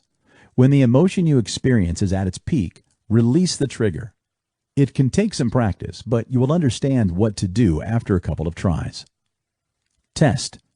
To break the state, you need to do something completely unrelated for the next 30 seconds. After this, you need to test your anchor. So if your trigger is to rub your fingers together, then when you rub your fingers together, you need to experience the same feelings that you did in your memory. Repeat. To make this work, you need to work on the anchor. You need to repeat it at least 3 times to make the anchor stick. Initially, it might take you a couple of tries to trigger a memory.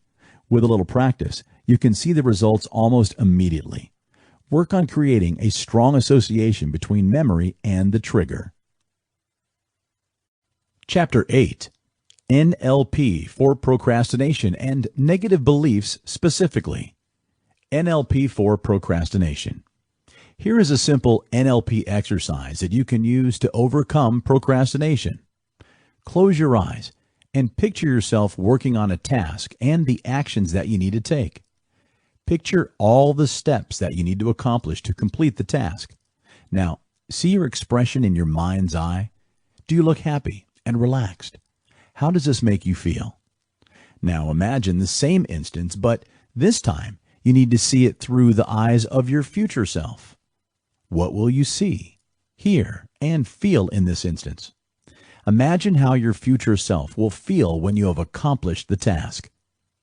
You need to know how to make this image slightly larger or move closer. Adjust the brightness if you want to intensify the feelings you experience. If you feel that the emotions are fading away, go back to the previous configuration.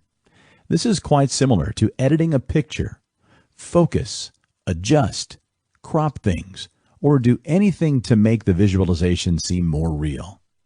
Once you do this, think about the 3 specific benefits that you have gained by completing the task at hand.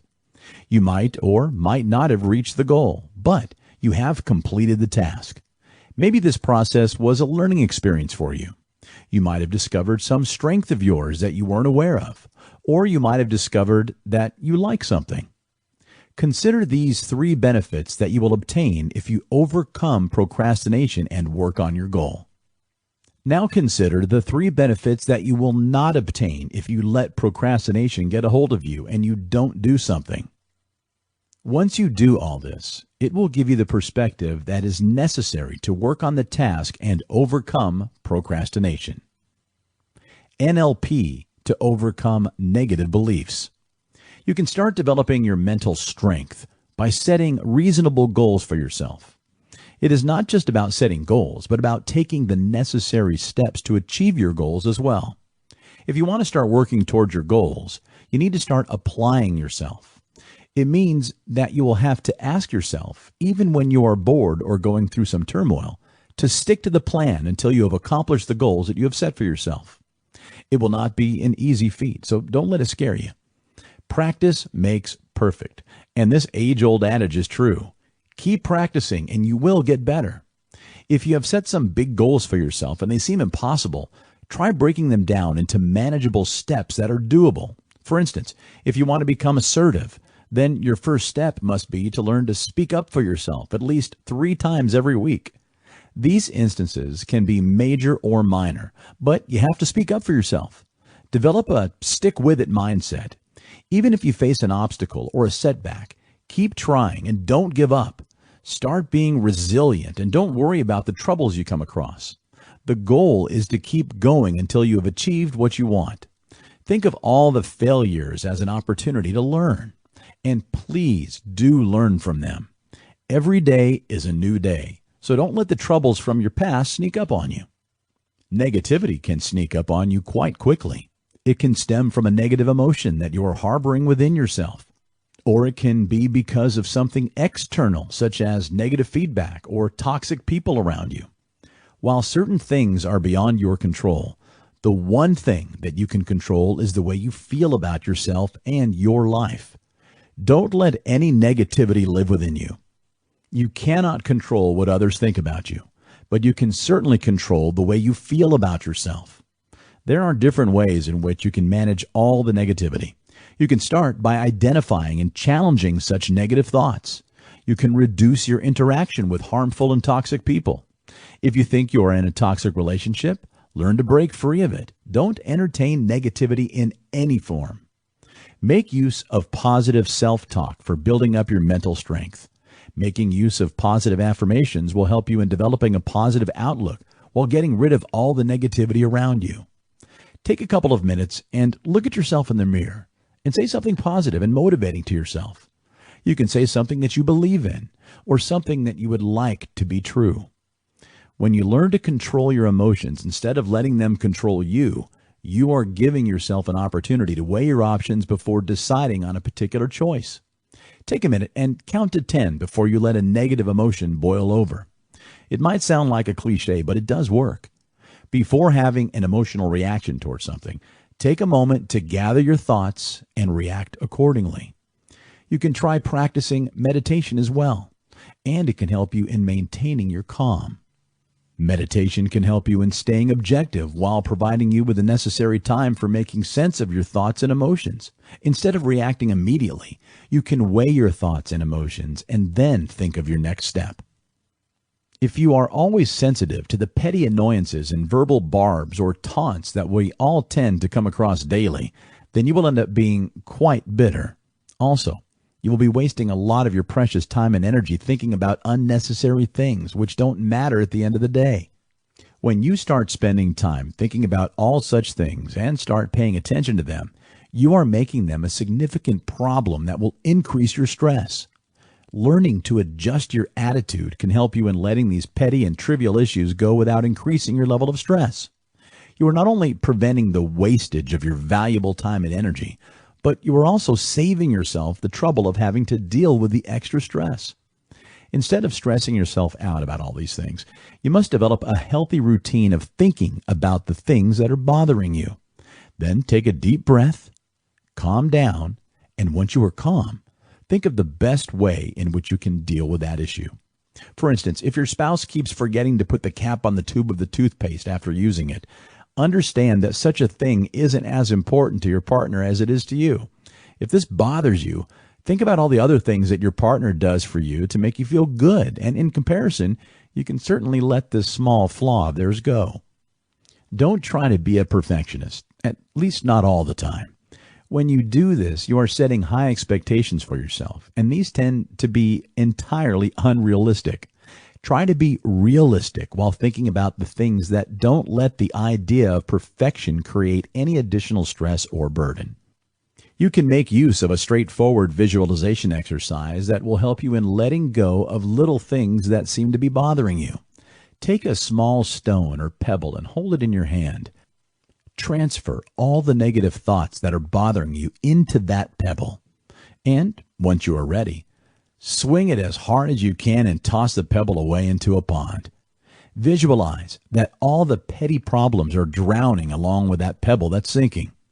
You are casting away all of your negative emotions. We tend to get so caught up in the problems that we tend not to look at things from a different perspective. A fresh attitude towards existing troubles can help in solving your problems. If you feel like you've hit a dead end with something, take a break and relax. Once you feel refreshed, start thinking of ways in which you can tackle that problem.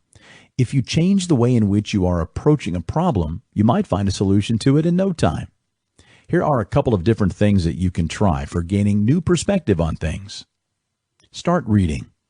Reading the daily news or a book can help you in stepping into someone else's world, and this serves as a good reminder to let you know that the world is a vast place and that your problems are nothing significant when you think about the entirety of the universe we live in. All those who are mentally as well as emotionally strong tend to be happy with what they have. They usually have a positive outlook towards life and don't complain much. It doesn't mean that they don't have any problems. Of course they have problems, just like everyone else does. But the difference between them and everyone else is that they can see the bigger picture and know that the challenges that they are facing are a part of life. Maintaining a positive outlook towards life will provide you with the mental and emotional strength that you need for tackling any problem you come across. Remember that bad times will pass, and good times are just around the corner. Don't lose hope. The ability to face reality is a sign of mental and emotional strength. If you are going to overcome a hurdle or a challenge, then you must be able to tackle it head on. Lying to yourself about your troubles won't make them go away, and you will end up just hurting yourself in the process. If you overeat when you are stressed or sad, accept the fact that there is a problem that needs to be addressed. Don't look for a means of escape, and try being honest with yourself. Dealing with life. Whenever you feel that you are stuck in a difficult situation, take a while to think things through. Don't react instantly, and don't be in a hurry to make a decision. It will provide you with sufficient time for your emotions to diffuse, and you can start weighing your options with an open mind. It is essential that you can do this regardless of the situation you are in. If you can afford to, then take some time and list the pros and cons of a situation. Make a note of how you are feeling as well. Try finding some positive points about the situation you are in, and this can help in changing your perspective towards things. At times, the smallest change in perception can make a huge difference. Follow the 10-second rule. Give yourself 10 seconds for something to sink in before expressing yourself. Even if your partner tells you that he or she wants to end the relationship, take 10 seconds to compose yourself and then respond. Once you have managed to compose yourself, before you decide on a course of action, think clearly about the circumstances you are in. What happened? And what are the possible options available to you? There will always be more than one path that you can opt for. For instance, let us assume that your friend asks you to do something morally wrong, and you are torn between your loyalty to your friend and your sense of morality. So now you will need to weigh the different pros and cons and decide accordingly. Make use of your inner voice or your conscience for guiding you. Trust your instincts, and you are likely to be correct. At times, the answer might be quite clear and distinct, but it might be hard to do the right thing. Do not let the problem fester into a more significant hassle than it already is. You need to make a call and stick to it. You can always ask others for their opinion and weigh their opinions before deciding. However, remember that it needs to be your own decision and no one else's. If you feel like you are stuck, think about what someone you admire would do in such a situation. The decision that you make must be something that you can live with. Don't do something because someone else thinks that it's a good idea. Do it because you want to. More often than not, we tend to find that our feelings are flooded with a lot of negative thoughts. These negative feelings can become quite powerful when you think about them endlessly. The problem starts when you start focusing on these thoughts, and they naturally become more powerful. Doing this makes it quite difficult to break free of a mental rut that you might be in. In this chapter, you will learn about a couple of simple things that you can do to control your thoughts. Making a conscious decision. The problem is that at times we get attached to specific ideas and complications, and we subconsciously derive some weird form of pleasure from going through those issues. If you keep subconsciously inviting such negative thoughts, you will never be able to stop thinking about them. Therefore, the first step is to make a conscious decision to clear your mind and stop it from replaying all the negative thoughts on a constant loop. Be aware of the impact these negative thoughts have on you and prevent them from getting stuck in your mind. Make a conscious effort to stop all the negative thoughts from dwelling in your mind. Separate your thoughts. When you try to stop individual points of view, you will notice that it seems incredibly difficult. This happens because ideas are a significant part of our mental process. The second stage is to separate yourself from your thoughts. Whenever a thought pops into your head, view it as if it was from an external source. It will help in reducing the impact negative thoughts have on your mind. Once you realize that you can, in fact, make this distinction, you can start modulating the ideas you think about. You must be able to control your thoughts, not the other way around. Who is thinking those thoughts? You need to understand where your thoughts originate. Whenever an idea comes to you, first try to understand the reason why you are thinking that specific view. Realize that your thoughts can be controlled. Whenever a negative thought comes into your head, try diverting your attention towards something positive. If you find that you aren't able to do this, then try thinking about the cause of such a thought. Chapter 9. NLP for Fears and Phobias. Overcome fear and hesitation. You can use NLP techniques in every aspect of your life. Everyone experiences self-doubt, fears, and other phobias at some point in their life. Even the best of us are bound to wonder from time to time whether we are good enough. You might even worry about whether something you do will make you seem stupid or foolish in front of others. These fears can prevent you from auditioning for a play, prevent you from learning to dance, stop you from speaking in public, or even prevent you from doing something that you want to do. Fear is a major obstacle that everyone faces in life. Fear can be as real as well as imaginary. Regardless of what it is, fear has a paralyzing effect that can prevent you from achieving greatness in life. Inaction can breed fear, and the only way to overcome fear is to take action. Instead of taking action or seeking a means to overcome fear, a lot of people hesitate. This hesitation can make all the difference in your life.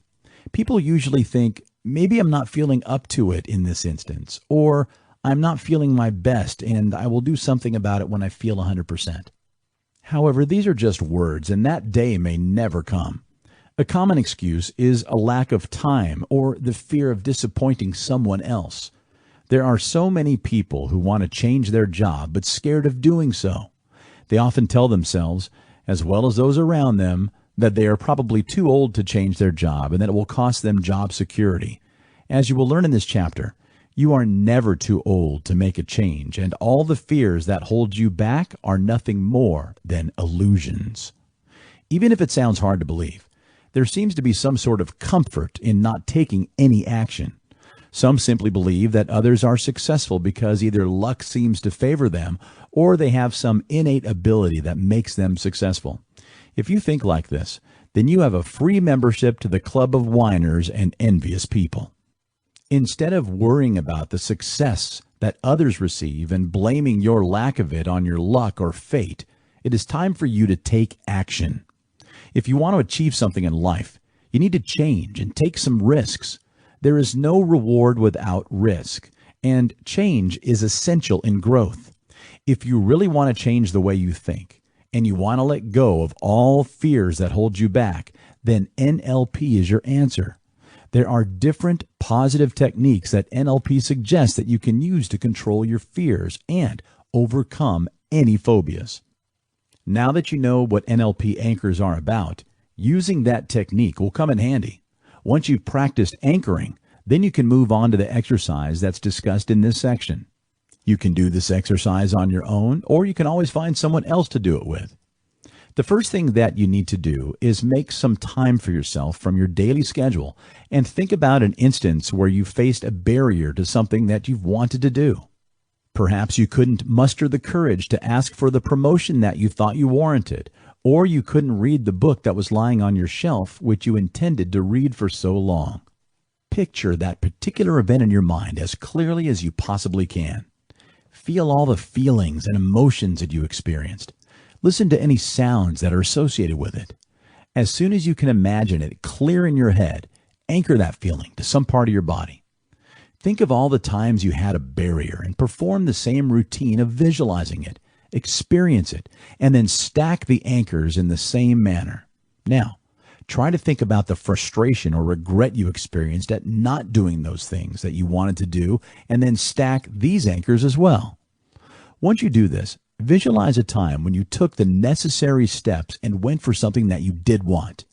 You might need to dig a little deep.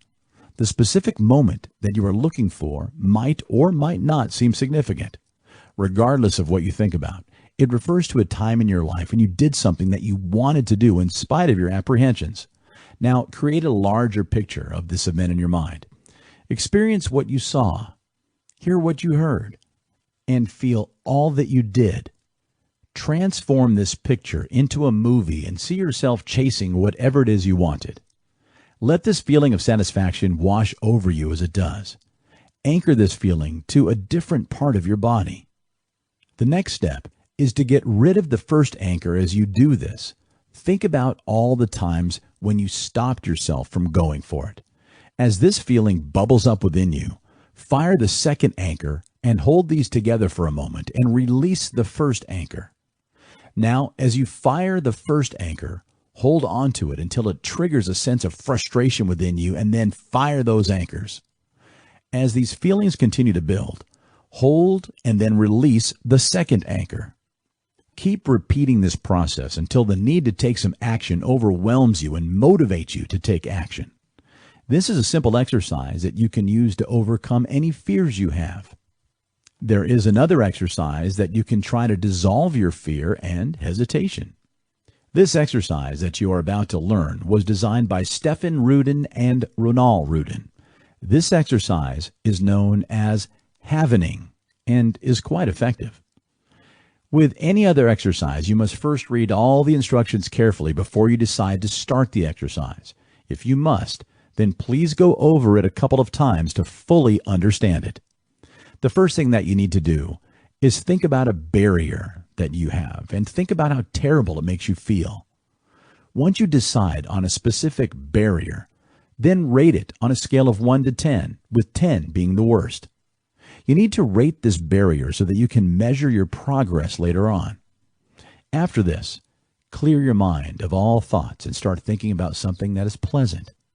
Now, with both your hands, tap simultaneously on your collarbones. Keep your head still. Continue to tap on the collarbones. Look ahead and keep your eyes open. As you tap and keep your head straight, look towards your left and then towards your right. Continue to tap on both your collarbones and keep your head still. Now, move your eyes in a full circle. First, move your eyes clockwise and then counterclockwise. The next step is to cross your arms. Once you cross your arms, lift them up slowly so that each hand of yours is resting on top of your shoulders. As soon as your hands rest on your shoulders, close your eyes. Start to slowly stroke your hands downwards on the sides of your arms. Start at your shoulders. Make your way towards your elbows, and then back again. Continue to repeat this motion. As you continue to stroke the sides of your arms, visualize yourself walking down a flight of stairs. As you walk down the stairs, count from 1 to 20 with every step that you take.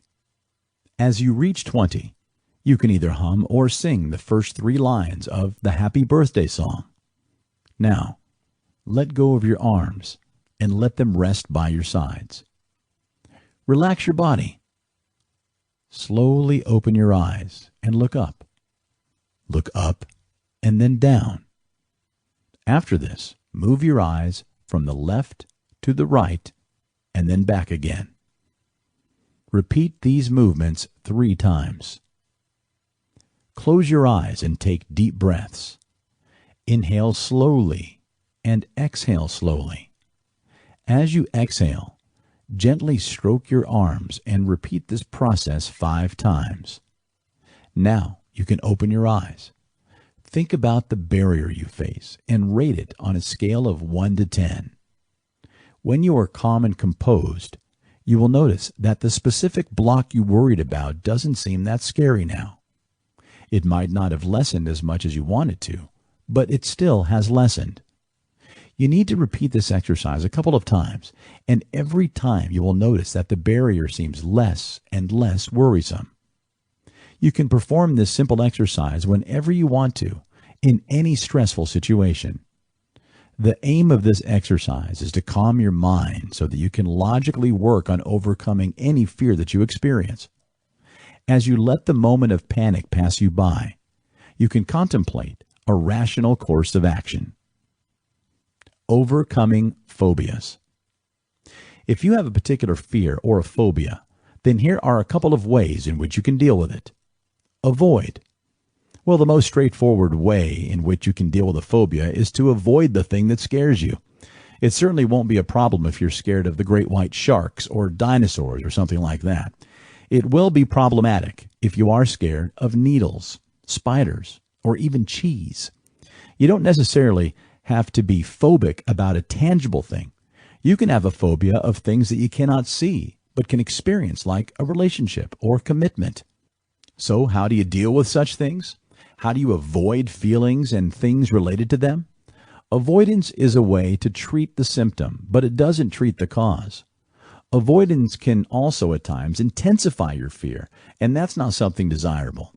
People tend to go to great lengths to avoid things, and this can cause severe disruption in one's life. If you go to great lengths to avoid someone just because you're scared of commitment, you will disrupt your life and will not have dealt with the issue at hand. Desensitize. You can desensitize yourself to something that scares you. For instance, let us assume that you have a severe phobia of snakes. Now, you go see a therapist to help you deal with this problem. During the first session, your therapist wanders off to the other side of the room, opens a book, and shows you a picture of a snake from about 25 feet. Your heart might skip a beat or two, but you'll be fine. During the second session, the therapist places the book a little bit closer to you, say perhaps 10 feet, and shows you the image of a snake for 10 seconds. After a while, the therapist places the book next to you, and you are still fine. After this, the therapist waves a plastic or a rubber snake at you. After a while, you get used to it, and it will not scare you as much as it used to. You get the idea of this technique, don't you?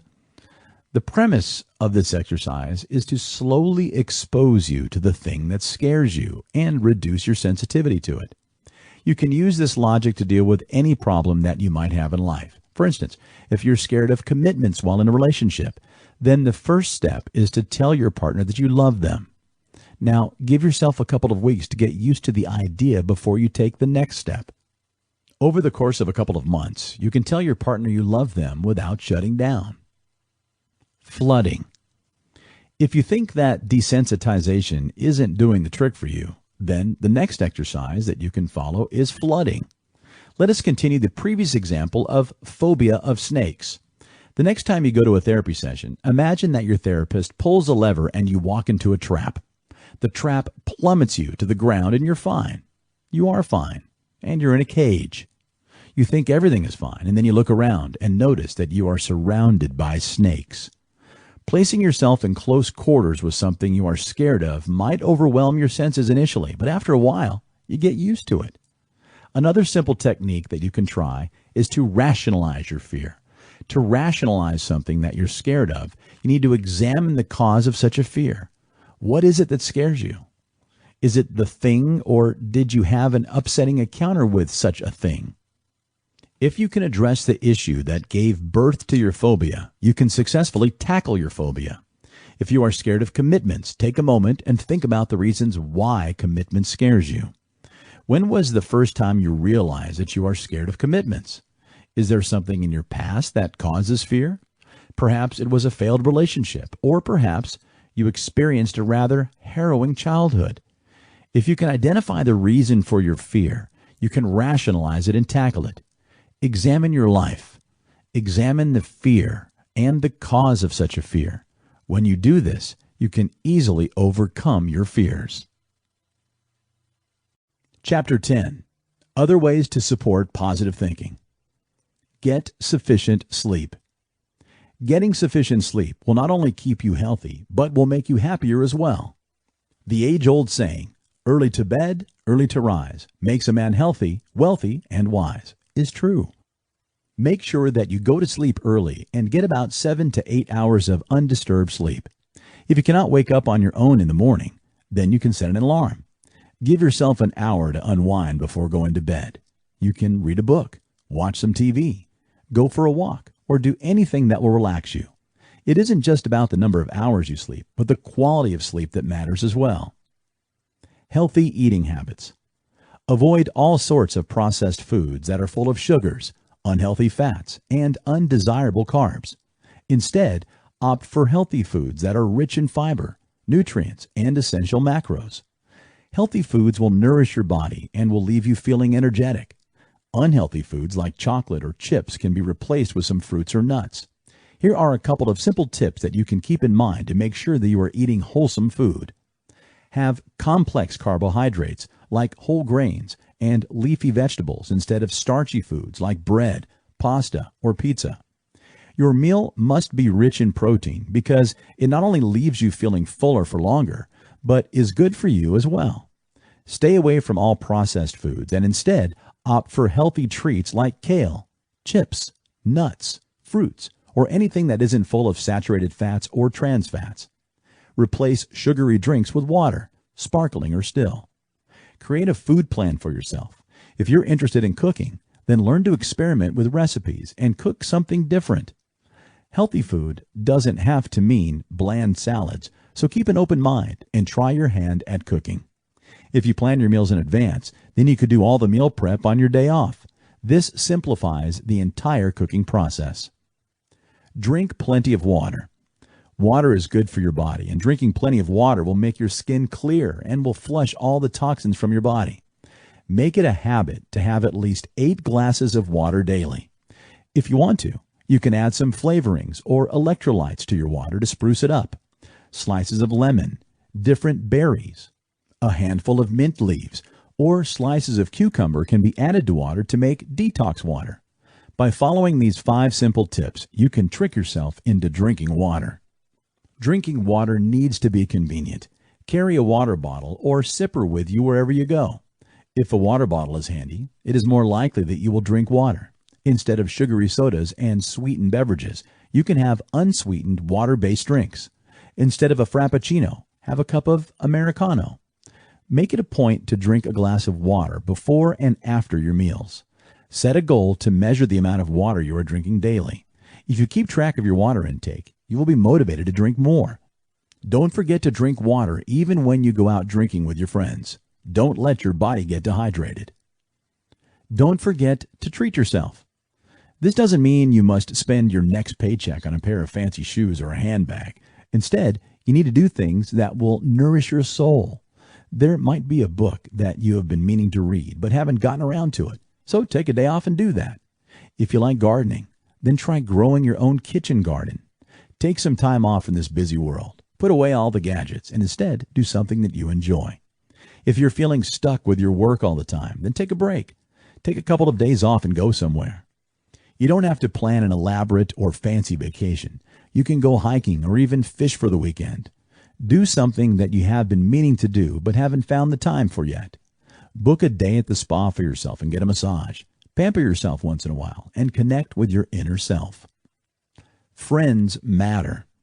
Spend some time with your friends. Your true friends are the ones that have been there for you regardless of the ups and downs in your life. True friends are like a life jacket. They will keep you afloat. Don't get so busy in your life that you don't have time for your friends. Tell them how much they mean to you and show them that you love them. Always stay in touch with your friends. Keeping in touch with your friends is one of the easiest things that you can do to enrich your life. You can stay in touch with them by using different social media applications. Make it a point to call your friends once a week and talk to them. It isn't just about messaging them. Make plans to meet them once a week and at least twice or 3 times a month.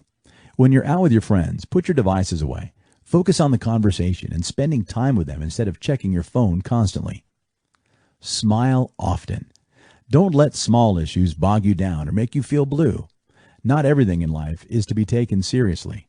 Try looking at the positive side of any situation. You always have a choice. You can either feel hurt or you can let it go. Don't be pessimistic and learn to smile. A smile is contagious and it helps improve your overall mood. Make it a point to smile as soon as you wake up. This will provide you with a positive mindset while starting the day. Remind yourself that you must smile often in a day. Set reminders or think about the things that make you smile. Create certain cues to smile. Make it a point to smile at everyone you make eye contact with. Smile often, and the same will be reciprocated. Think happy thoughts, and you will automatically start smiling. Try doing this, and you will see a positive change. Enjoy your hobbies. A hobby is an activity that makes you happy and acts as a stress buster. You might like to paint, draw, dance, sing, play a musical instrument, collect things, or do something else. Spend some time doing things that make you happy. If you don't have a specific hobby as of now, then it isn't too late to cultivate one. Stay away from negative people. You don't need any form of negativity in your life. Stay away from all those who are trying to bring you down. Surround yourself with positive people and those who mean well. The company you keep matters a lot. You will be happier if you are around happy people. Surround yourself with people who are successful, ambitious, and positive in general. Don't argue with a pessimist. It just makes things worse. Instead, let it go. A negative person feeds off negativity, and by indulging in an argument, you are just adding on to it. Just stay silent and let the negativity pass you by. Dealing with negative people might be quite difficult, however. Don't let them get to you. If you can find it within you to give some love, then do it. If you can't, then stay away from them. Be the bigger person and show them love. You never know the reason for their negativity. If someone you know seems to be upset, perhaps you can offer them a hug or give them a glass of water. If you aren't able to do any of the above-mentioned things, then it will be best if you just stay away from such people. Maintain your distance and be civil to them if need be. And that's about it. Don't forget the important things in life. Regardless of how successful you are or how tough your life is at present, don't forget those who are important. Success won't mean a thing if you cannot share it with someone you care for. Popularity, fame, and wealth don't matter. These things are transient, so don't forget those who are permanent in your life, like your friends or family members. Spend more time with your loved ones. You can arrange a weekly gathering and meet your friends or your family members. Develop a tradition of a weekend brunch or barbecue that will allow you to spend time with those you love. Even watching a movie with your loved ones will make you feel happy. Chapter 11. Maintaining Positivity. Overcome obstacles. Focus on the result. If you're putting something off, then one way in which you can change your thinking is by focusing on the result. Think about how you will feel once the work is done well. Visualization is a great tool and will help reduce the anxiety that you might be feeling before getting started. A positive mentality makes it easier to get things done. Define what you want to accomplish. For instance, if you have a goal that you want to write your autobiography, then make sure that you are setting a deadline for it as well. A deadline can be a tremendous motivating factor. Precisely define the goal that you want to achieve. It is highly unlikely that you will stay motivated when the goal is vague. Make a note of the reasons. There might be different reasons for doing something. If you don't have a reason for doing something, it is meaningless. Having a reason will provide you with the necessary motivation. Understanding your reason will make the task meaningful. If you don't do it, it might or might not work for you. At times, the fear of not doing something and the disappointment that will follow can be motivating. Think about the worst possible outcome if you don't do a particular thing. It can make use of those feelings to propel you forward. Setting mini goals. You can always break down your goals into smaller goals. Doing this will help make it easier in making your goals seem more achievable. Not just that, but it will help you in measuring your progress as well. Setting and accomplishing small goals will provide you with the necessary motivation to keep going. Scheduling. Regardless of what your project is about, you must schedule some time for it. Write it on your calendar, set a reminder, and treat it like any other regular appointment. You will not be able to achieve all your goals if you don't commit to the project. If you feel like you're having some trouble sticking to the schedule, then think about all the reasons for which you are doing it. Marking your progress. Create a checklist for all the mini goals you have established for yourself. This will help in keeping track of your progress. If you feel like you are lagging somewhere, you can put in some extra effort to improve your performance and progress. Staying consistent. If you want to be consistent, then here are a couple of tips that you can follow. Make a to-do list. Making a to-do list is very helpful. Take a sheet of paper and write down all the things that you have to do to complete in a specific task. You can either do this as soon as you wake up in the morning or the previous night. So when you wake up in the morning, you will have a sense of direction and you will know what needs to be accomplished by the end of the day. Create a reward system. Always create a reward system for yourself. Regardless of whether you have completed a small or big task, you must still reward yourself for completing your work. The reward system doesn't have to be an elaborate one. Breaking up your workday. Breaks are essential, and you will need a couple of breaks while you're working. It is quite difficult to work effectively for prolonged periods of time without any breaks. A small break will make you feel refreshed, and it will improve your ability to concentrate as well. Don't indulge in any activities that will waste your time. Avoid, or at least try reducing the time you spend indulging in any addictive time-wasting activities. It can be anything. Even something as simple as playing a game on your phone can be quite addictive, or constantly checking your social media feed. These activities will not help you accomplish anything, and they just eat into your working hours. Set certain limits. You can do these things while on a break, but not while you're working. Get your work done, and you have plenty of time for all the other activities. Tackle the tough tasks first.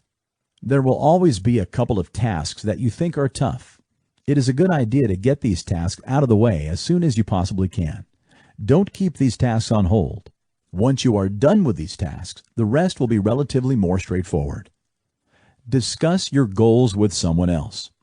When you tell someone about your goals, you will unknowingly increase your accountability. It is likely that you will finish the task you have already told someone about it. You get to decide whom you want to discuss it with. Accountability towards someone else will make you want to complete the task at hand. Kill procrastination. Figure out the reason. When you feel like you aren't in the mood to do something, this is procrastination telling you to take a break. The task at hand can be something very simple or incredibly complex. The reasons for putting off a task can be quite varied. Instead of getting frustrated with yourself and blaming procrastination, you must take a moment and evaluate the situation. Give yourself some time for figuring out the reason why you are procrastinating. This is the first step if you want to overcome procrastination, and it is crucial. Procrastinators tend to concentrate on the short-term gains instead of the long-term ones. Instead, you need to focus on the benefits of completing the task at hand. For instance, if you've put off cleaning out your closet, then imagine how good it will feel when the closet is free of all the clutter. Concentrate on the feeling, and it will get easier to get things done. Getting rid of the obstacle. Before you get started with a task, give yourself a few minutes and consider the likely obstacles that you might have to face. Then you can start devising a plan for avoiding or overcoming these obstacles. For instance, you have received an email giving certain instructions regarding the manner in which you are supposed to go about doing a particular task. You will keep going back to read the same email frequently while starting out with that task. This will lead to unnecessary distractions. Instead, you need to print these instructions beforehand. By simply planning ahead, you will be able to avoid procrastination. Just get started. At times, it might seem really difficult to get started with something. Taking the first step might be quite tough, regardless of the task at hand. Just take that first step, and it gets better. When you stop focusing on all the negative things about a certain thing, you can prevent yourself from getting discouraged. When you just dive right in, you will notice a positive change in your mood, and this is quite helpful. Break it down. If something intimidates you, it is very likely that you will end up putting it on hold for as long as you can. If you can reduce this intimidation, it will be easier to work on something. The sheer size of a project can be an intimidating factor, so try and break it down into smaller parts. When you do this, the intimidation quotient will decrease. It's easier to tackle smaller tasks. The right environment. Working in the wrong environment will make way for procrastination to creep in. You certainly won't be able to get any work done if you are working in a really loud place. You have friends around, or you are constantly on your phone checking the latest social media updates. You certainly will not be able to get any work done. Your surroundings must help you work and not distract you. Rejoice in the small victories. Always enjoy your victories, regardless of how small or big they are. A sense of accomplishment will help you to keep going. This will help in developing a positive attitude towards your work and will provide you with the necessary motivation to keep going. Striking off simple things from your to-do list can be quite satisfactory. Be realistic. When you are setting goals for yourself, make sure that the goals you are setting are realistic and attainable. You will be setting yourself up for failure if you set unrealistic goals. This will increase your negative feelings, and you will ultimately succumb to procrastination. Self-talk. The more you tell yourself that you aren't supposed to think about something, the more time you will spend thinking about it. This is just how the human psyche works. It becomes almost impossible to not think about it. The trick is to not let this happen. When you feel yourself leaning towards putting something off for a while, you must try and avoid it. Simply shift your attention to something else. For instance, instead of thinking that you aren't supposed to procrastinate, try thinking about how good it will feel once you have completed the task. In this manner, you will be able to take the necessary action of worrying about a certain behavior. Don't try to be a perfectionist.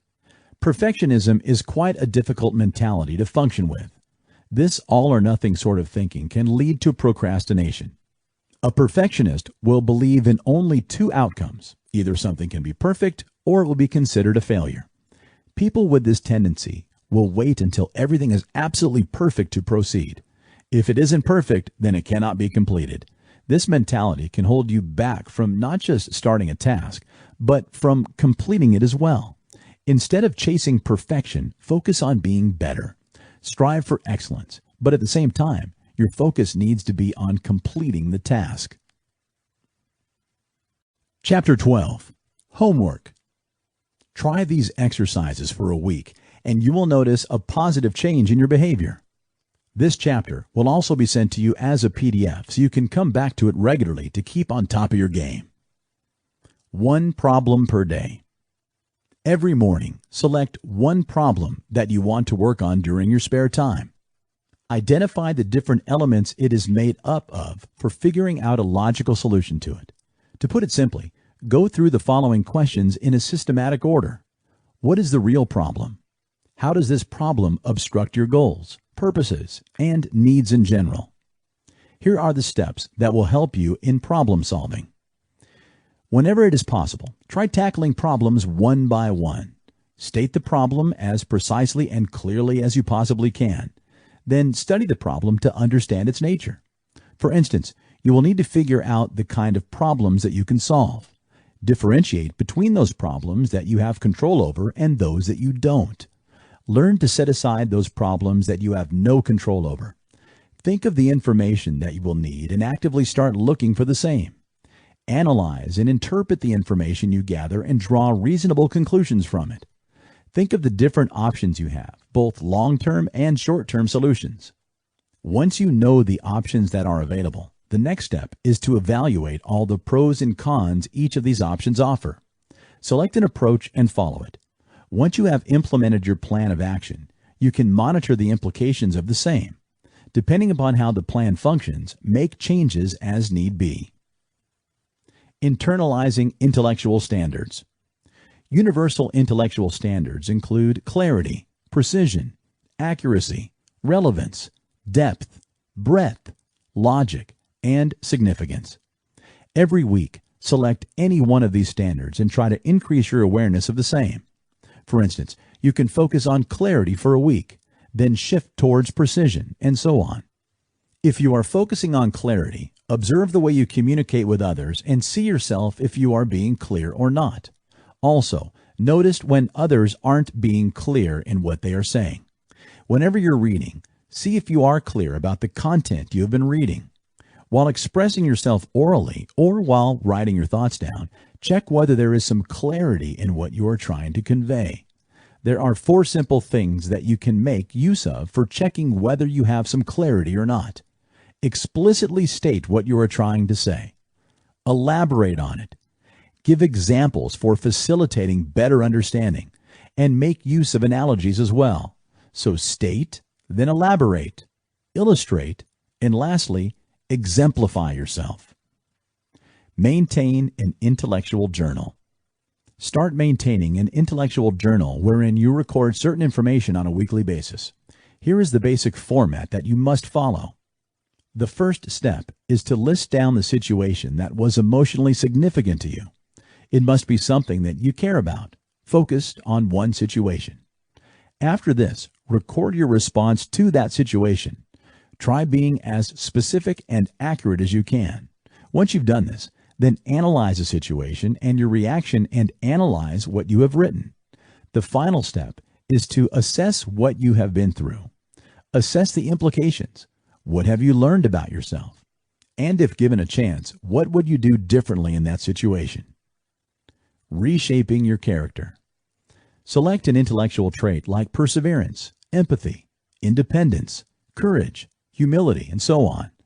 Once you have selected a trait, try to focus on it for an entire month and cultivate it in yourself. If the trait you have adopted for is humility, then start noticing whenever you admit that you are wrong. Notice if you refuse to admit this, even if the evidence points out that you are obviously wrong. Notice when you are becoming defensive when someone tries to point out your mistake or make any corrections of your work. Observe when your arrogance is preventing you from learning something new. Whenever you notice yourself indulging in any form of negative behavior or thinking, squash such thoughts. Start reshaping your character and start developing desirable behavioral traits while giving up on the negative ones. You are your worst enemy and can prevent your growth unknowingly. So learn to let go of all things negative. Dealing with your egocentrism. Human beings are inherently egocentric. While thinking about something, we tend to subconsciously favor ourselves before anyone else. Yes, we are biased towards ourselves. In fact, you can notice your egocentric behavior on a daily basis by thinking about the following questions. What are the circumstances under I favor myself? Do I become irritable or cranky over small things? Do I do or say something that is irrational in order to get my way?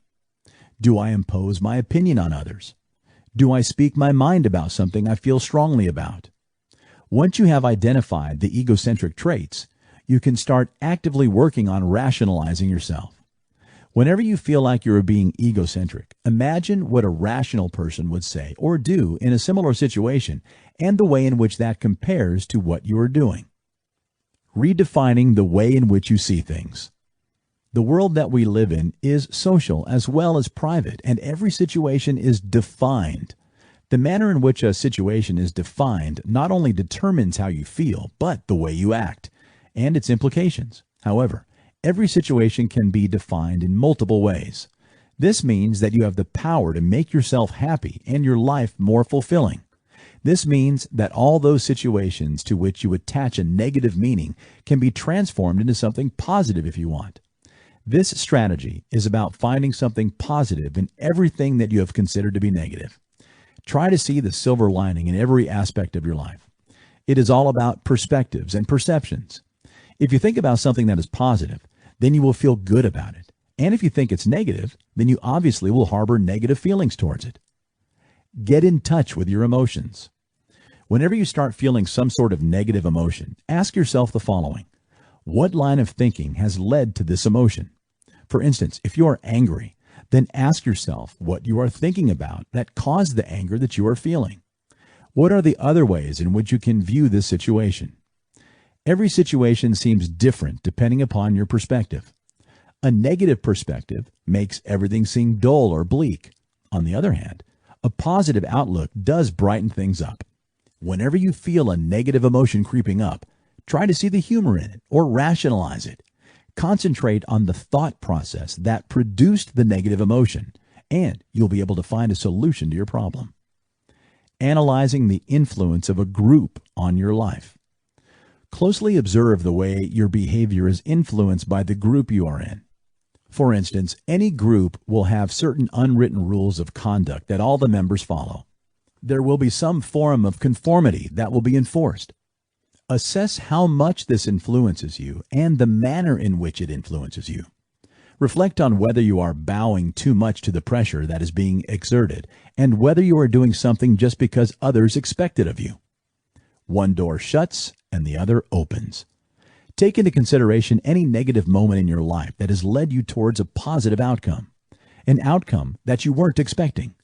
Make a note of these things every day. The gift of time. Time is precious. Spending time with someone is the best gift you can possibly give them. So this week, offer the gift of time to 3 different people. It can be in the form of helping them around the house, taking a person who's feeling lonely out for a meal, or even catching up with an old friend. These things must be done in addition to your other planned activities. Counting kindness.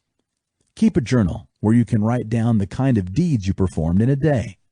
Make a note in your journal before going to bed at night. The funny things. Each day, write about the 3 funny things that you have experienced all day long. Also, make a note of the cause of such a funny incident. Was it something you said, observed, or was it something spontaneous? Letter of gratitude. Think of someone who has had a positive impact on your life and write a letter of gratitude to that person. If it is possible, you can deliver it to them in person. The good things. Write about the 3 good things that you got to experience in a day. Also state the reasons why such things occurred. Making use of your signature strengths. Take a VIA survey. This survey will help you in finding your character strengths. Select your biggest strength and make use of it in a new manner. This is a daily task. If you aren't keen on writing things down, then consider discussing things with someone who is close to you. Talk to yourself about all the positive aspects of your life. Also, make sure that you have practiced the above-mentioned steps for at least 1 full week. Conclusion. I thank you once again for choosing this book and hope that you had a good time reading it. Neuro-linguistic programming is a technique that aims at improving a person's life. It helps a person turn a favorable situation into an unfavorable one. The best part of NLP is that there is no failure. No mistake you can make can ever be wrong. It's just a stepping stone towards your improvement. Every mistake that you make acts as feedback that can then utilize to further improve your life. This makes NLP one of the best ways to improve various aspects of yourself. Every person has the potential to succeed in life. All we need is a little push to make us unlock this potential. This is where NLP comes into the picture. NLP is not a tough concept to understand. If you understand what the individual word stands for, then you will know how to implement it in your life successfully. You need not spend countless hours trying to perfect it. Just taking it up and practicing it daily will help you adopt it successfully. If you want to lead a happy life that's filled with positivity, then you need to adopt a positive mindset. Follow the simple tips mentioned here and make sure that you can maintain positivity forever. You need to understand that you determine your reality. You are the only one that has the power to decide whether your experience is positive or negative. You need to remember that you are the only one that creates limiting beliefs for yourself. You attract what you believe in. Positive psychology is about maintaining a positive outlook in life so that you can attract positivity. If you want to attract happiness, then you can think positive thoughts. If you want to achieve success, then you need to think about the successes and not the obstacles you might have to face. Use the law of attraction to attract positivity into your life. You need to create a positive morning ritual for yourself. Make it a point to spend the precious morning hours doing something productive and don't waste that time. More often than not, things don't necessarily go as planned. You might feel frustrated when your plans change or when things don't work in your favor. However, resistance doesn't change anything, and things just go downhill from there. When you start accepting what has happened, only then can you let go of all the unnecessary suffering. You must begin practicing acceptance. Understand and adjust yourself to the circumstance without any conflicting emotions clouding your judgment. You must live in the present because that's where everything happens, and it is the only place where you can experience happiness. Your past might be full of beautiful memories, but you cannot get anything from those memories. By living in the past or the future, you forget about the movement that you have in your hand. Your present is critical, and you must start living in it as well. Gadgets happen to be a significant part of our lives these days, and social media is an even more substantial part. Your online presence needs to go hand in hand with your offline life as well. Learn to live in the present, physically. It isn't about living in the virtual world all the time. It doesn't make any sense. Listening and hearing are 2 different concepts altogether, even though these words are used interchangeably. Listening is a conscious process where you need to pay attention.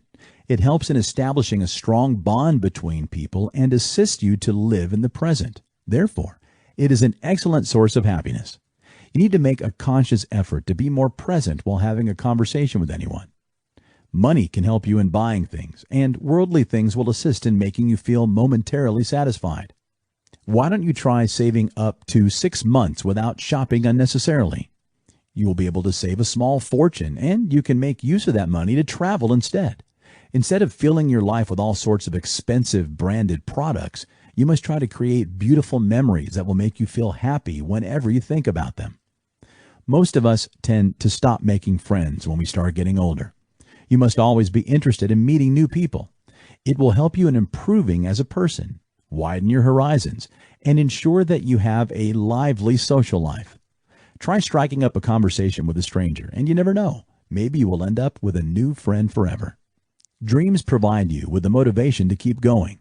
Therefore, always try to dream big. Your dream will assist you in finding the one thing you are passionate about. Let yourself dream and have sufficient faith in your ability to turn that dream into reality. You must always spend 5 minutes daily and step into your dream world. Start visualizing about the things that you want to do and how amazing you would feel once you achieve your dreams. Try making your visualization as real as possible, and it will increase your desire to work towards that goal. Does your present look anything like the future that you have been dreaming about?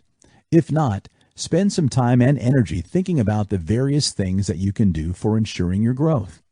You don't have to do everything at once. Start by taking small steps, and you will ultimately reach your goal. If you want to lead a successful and happy life, then you need to make a conscious effort towards it. It takes some time, hard work, and effort to change the way you think, but the results will certainly make it worth your while. The steps and strategies mentioned in this book are all tried and tested and will surely help you get started with NLP. They will also help you stay with the practice. I wish you luck with your NLP endeavors and hope they bring you success. Lastly, if you found this audiobook helpful, please leave a positive rating on Audible, as it is greatly appreciated and keeps me being able to deliver high-quality audiobooks. As an added bonus, here's a chapter from Cognitive Behavioral Therapy. Gain happiness using CBT to remove anxiety, PTSD, depression, and other negative thoughts through positive thinking. Goal: Killing Bad Habits and Procrastination, by Adam Hunter. Narrated by Tim Edwards. Chapter 4. NLP Training. NLP stands for Neuro, Linguistic Programming, and these are the 3 core concepts that you need to learn about. Neuro. Neuro stands for anything that is related to the brain. You have probably come across the concept of neurology at some point. Neurology refers to the study of the brain.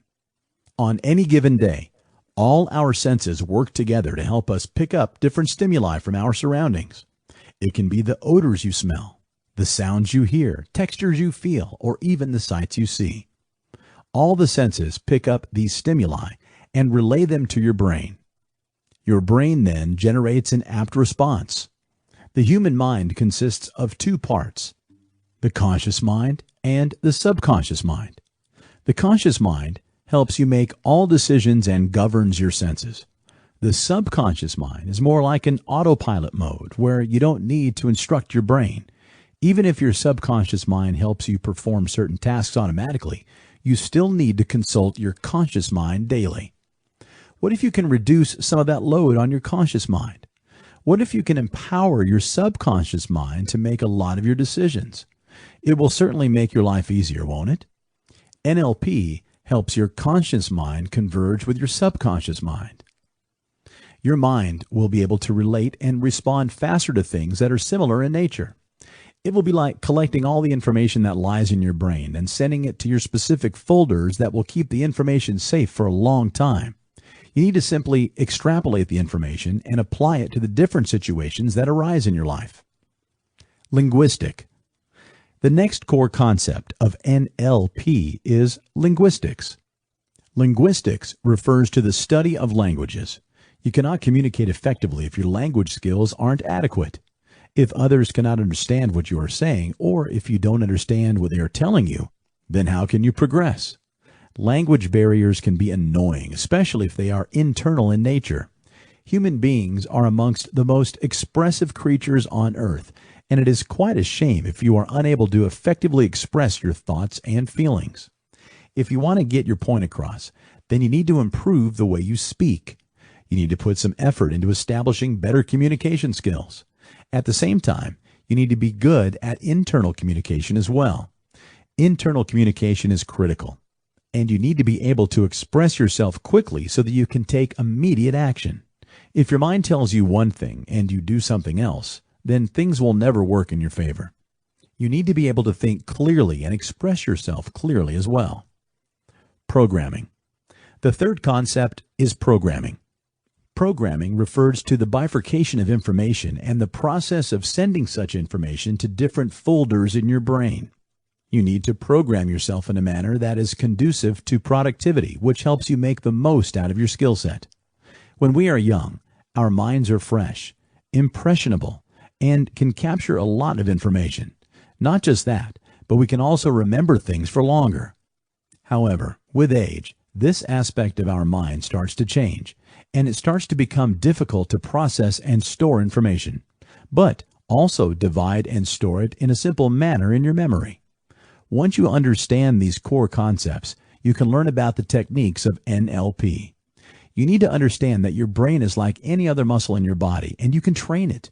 You can train yourself to be goal-oriented, and your mind will not rest until you achieve your goals. Techniques. Association. Music. For a lot of people, music is an important part of their life. The genre of music doesn't matter, and it can be anything that you enjoy. Music tends to have a sway over us that not many things do. It can also influence the way a person feels. It is one of the reasons why music therapy is quite popular. Music helps with our feelings. This is the reason why it is a technique of association included in NLP. This exercise is about linking a particular song with a feeling of confidence and boosting your self-esteem in this manner. Different people tend to have different feelings about a song. You probably have a song that makes you feel like you are on top of the world. Take a couple of minutes and go through your playlist and find a song that makes you feel confident or inspired. Once you choose a song, you simply need to hum it or sing it whenever you feel down. If you want, you can always pretend to play an imaginary guitar to feel better.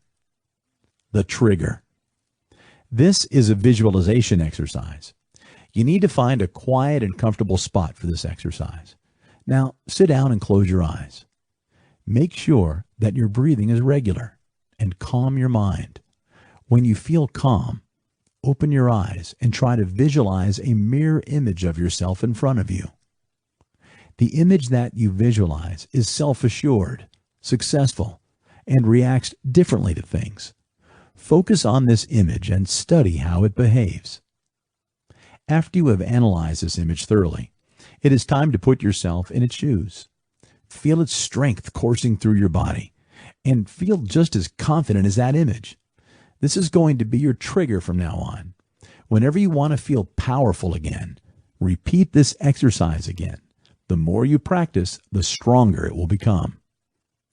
Daily affirmations. Start your day with some daily affirmations. It's the best way to make sure you start your day on a positive note and ensure that you don't miss the opportunity to feel confident daily. You need to make some time for yourself in the morning and think about all the good things about yourself. You must remember that you are the only one that has the power to do what you want, and you have the key to make yourself feel good about yourself. If you want to achieve something, then instead of telling yourself that you will get there, you need to feel like you are already there. Feel like you are the person that you want to be and achieve the things that you want to. Kill the voices. We all experience moments of weakness, where a nagging voice inside our head tells us that we aren't good enough. It keeps reminding us of someone that doesn't like us or that we haven't achieved anything yet.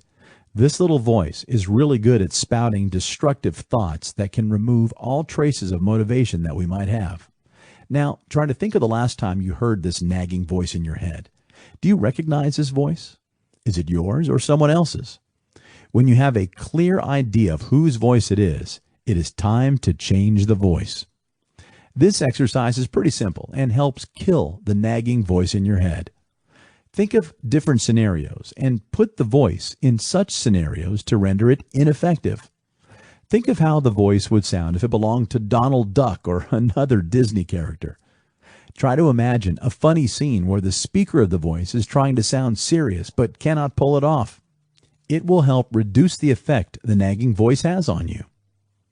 It is quite like the manner in which the wizards in Harry Potter defeat a Bogart. The Bogart can materialize their worst fear, and when they imagine it in a funny context, the Bogart loses all its power. The whiteout. We all have memories that can surface at inappropriate times, make us feel uncomfortable, and prevent us from giving our best. We have memories that can surface at the most inappropriate times and make us feel uncomfortable, therefore inhibiting us from giving our best. They are deeply rooted in our subconscious because we have had a bad experience associated with them. The whiteout technique aims at enabling you to stop thinking about such memories at will. First of all, think of a memory that makes you feel uncomfortable. It can be about a time you embarrassed yourself or when you performed exceptionally badly at something. Once you have the image established clearly in your mind, literally turn up the brightness of the image quality. Do it very fast so that the image goes absolutely white. After this, pause for a second and think of something entirely different. Repeat the process in quick succession at least 6 or 7 times, and then pause to see what happens. When you think of the uncomfortable memory again, either it will white out all by itself or you won't be able to see it clearly. Adding a sound effect to the whiteout process can help. Make sure to pause between each cycle so that your brain doesn't create a loop of the image and the whiteout. Grounding. This is another basic NLP technique that is really important to learn before you work on some other advanced techniques. It helps you get your confidence issues sorted out and develop a solid foundation from which to work upwards. For this technique, you must be barefoot. But if you can't do that, make sure you are not wearing high heels. Stand up straight and keep your feet shoulder width apart and completely flat to the ground. Then move your hips forward slightly and feel your stomach muscles growing slightly tense. Your shoulders and arms will be a little loose and your thighs will tense up slightly. Now, slightly unlock your knees and don't bend them and take deep, long breaths, keeping your eyes focused ahead of you. Focus your attention on a point of a couple of centimeters below the navel and notice how you feel. Practice this posture a few times every day, and once you are comfortable with it, try moving around in it. Make sure you are breathing correctly as you move around and maintain the posture. It will start feeling natural in a while and will help you to stay mentally and physically grounded in the reality around you. Take words at face value. One of the secrets of getting really good at NLP is to take what people say quite literally. It can seem really absurd to some people. After all, we don't always exactly mean what we say. Some things are said just for dramatic value, while others are intended to stress something. But if you really want to understand the psychology of someone you are talking to, you have to take them literally. People will tell you all you need to know in just the first couple of minutes. You just have to exhibit openness and ask the right questions. For example, if someone tells you they just can't envision themselves losing weight, you must not try to convince them that they can. Instead, you can try and make them see things from a different perspective. See, people don't like to lose things.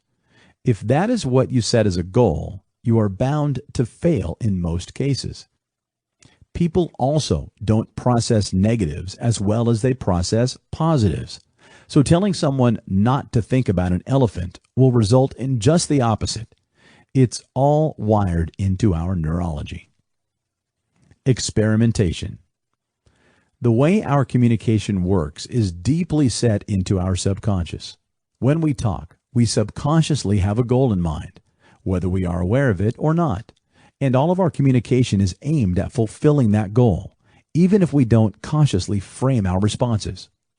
Try to remember your last leisurely telephone conversation.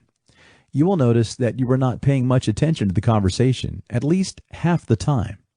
Your mind was still forming coherent thoughts that manifested into proper replies. This is because language, vocabulary, and grammar are deeply embodied in your subconscious mind. To become good at communication, you have to experiment with this. Think of yourself as a baby who is still learning and has no concept of failure. Try different phrases and words as you interact with someone you trust.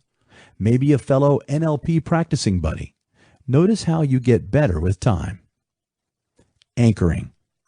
A really useful NLP technique for inducing a certain mental state or emotion is anchoring. It can help you enter a mental frame of happiness, relaxation, focus, or anything else you desire, at will.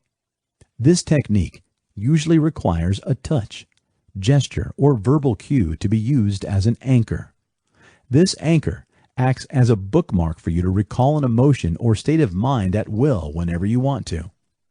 To understand how this process of anchoring works, let's take a look at an example. For this, first of all, you need to think about a time when you felt really happy. Try to remember one such memory. It can be a time when you won a race that meant a lot to you, or when you had a baby, or maybe when you had your first kiss. Anything you consider a really happy moment will do. Now, try to think of the moments before that moment. What happened before the happy moment? Try to create a story leading to that particular moment, and picture it in your head, recalling everything you felt at the time. Try to be as vivid as possible. When you are at the pinnacle of such feelings, take the index finger and middle finger on your left hand and place them in your right hand. Then give 2 gentle but quick squeezes to the fingers. When you squeeze them for the second time, try to picture the happy moment in a larger frame, as if it were closer to you than ever before. Imagine the feeling growing exponentially and getting stronger inside of you. After this, it is only a game of repetition. Try to describe the feeling again, recalling exactly what you felt at that moment. Then squeeze the same 2 fingers with your right hand again, and make the picture larger during the second squeeze. After a while of doing this, you will notice that the happy feelings doubles all by itself, without you having to force it to grow. Your progress with this technique will become even faster if you can imagine the feelings really clearly and remember the moment very vividly. Repeat this process at least 5 times, and you will start to feel the effects soon. Now you have laid the anchor. When you become adept at this technique, it will become extremely easy for you to recall this anchor at any time by squeezing your fingers twice. You will feel happy instantly just by recalling the anchor. Pacing. Pacing is a technique that you can use to influence others. When you use this technique, you can enter the other person's model of reality on their terms. It is quite similar to walking next to someone at their own pace. Once you have paced them and have managed to establish a rapport and have displayed that you understand them, the next thing you need to do is lead them. You essentially use the rapport that you have built from pacing to influence someone else. For instance, if you want to convince someone to act in a particular manner, the first thing that you need to do is understand why they act in the manner that they do. Once you try to understand this, you can then work on establishing a rapport with them. You need to find some common ground and use that to understand the other person. Once the other person realizes that you both think alike, they will automatically become more receptive to your suggestions. The pizza walk. From early on, we are taught to think of mistakes as dangerous. It's a part of our social conditioning, and for this reason, our nervous system protects us from dangerous situations. What we must understand is that making mistakes is an extremely important part of learning. If you want to be skilled at NLP, you have to give yourself the chance to fail. A problem many people face when they want to do something is hesitation. To remove hesitation, I like to suggest a method called the pizza walk experience. It costs almost nothing and it can be done anywhere. This exercise will help you let go of all the unnecessary hesitation that holds you back from doing your best. Think about some of the areas in your life in which you hesitate. After this, go to any commercial space of your choice, like a restaurant or a gas station, and ask for something completely absurd which you are sure you won't find there. Keep a straight face when you request it, and be polite and non-threatening. Repeat this process at least twice in the following week. Notice the change in your responses in situations where you might have hesitated in the past. It is really that simple. Hesitation is one of the greatest barriers to learning, and with this technique, you can simply remove unwanted hesitation in any part of your life. You want to ask out a girl that you really like but are hesitating. You want to apply for the new job in the local tech company but are not sure if you're good enough. Go for the pizza walk and then see the change. Mirroring. Mirroring is a simple technique that essentially implies that you need to copy another person. Like the name suggests, in mirroring, you need to copy another person's gestures, tone of voice, movements, and even certain catchphrases. All humans are hardwired to like and feel comfortable around other humans. In fact, this is an evolutionary advantage. The closer we live together, the higher are our chances of survival as a species. So anything that is not similar to you will make you feel uncomfortable. You will feel comfortable only around those with whom you feel like you share some similarity. Mirroring uses this concept. In mirroring, you need to essentially convince the other person that you are similar to them. It is a simple technique that you can use to influence others. The next time you are around someone you like or feel comfortable with, you will notice that you have adopted certain similar gestures that are mirror images of each other. You don't do this consciously, but it is your subconscious that guides you. When you try to mirror someone during a conversation, then you make sure that you don't abruptly start mirroring their gestures. You need to do this slowly and gradually because you are trying to influence their subconscious mind. Start to slowly copy their gestures until your gestures look like a mirror image of theirs. If they change a specific gesture, you can slowly change yours too. If you want to make sure that mirroring works for you, once you know that someone is comfortable with you, you need to try a new gesture. If the other person unconsciously copies your gesture, then it works. The swish. The swish is a rather advanced NLP technique. It doesn't make you forget a bad memory or a negative feeling, but it helps point you in a new direction altogether. You know about the anchoring technique and how you can create anchors to recall certain positive feelings. However, at times, our brain can unknowingly also create negative anchors. When your brain creates negative anchors, then it can trigger unwanted feelings at unfortunate times. The swish technique helps recode and even delete such negative anchors. In this exercise, think of an unwanted feeling, an image, or an associated memory that triggers such a feeling. You need to remove that particular image before the bad feeling sets in. This is the trigger, and you need to replace it with a good feeling and trigger. Place this image such that it is superimposed upon the negative one. You need only speed and not accuracy. Then open your eyes and return to reality. Repeat this at least 5 times and try to make the swish quicker each time. After a couple of days, test it to see whether the negative image comes back or not. If it does, then you need to replace it with a powerful image or memory that is more potent. This has been Neuro-Linguistic Programming. Read people and think positively and successfully using NLP to kill negativity, procrastination, fear and phobias, body language, positive psychology, productivity. Written by Adam Hunter. Narrated by Tim Edwards. Copyright 2018 by Adam Hunter. Production copyright by Adam Hunter. Audible hopes you have enjoyed this program.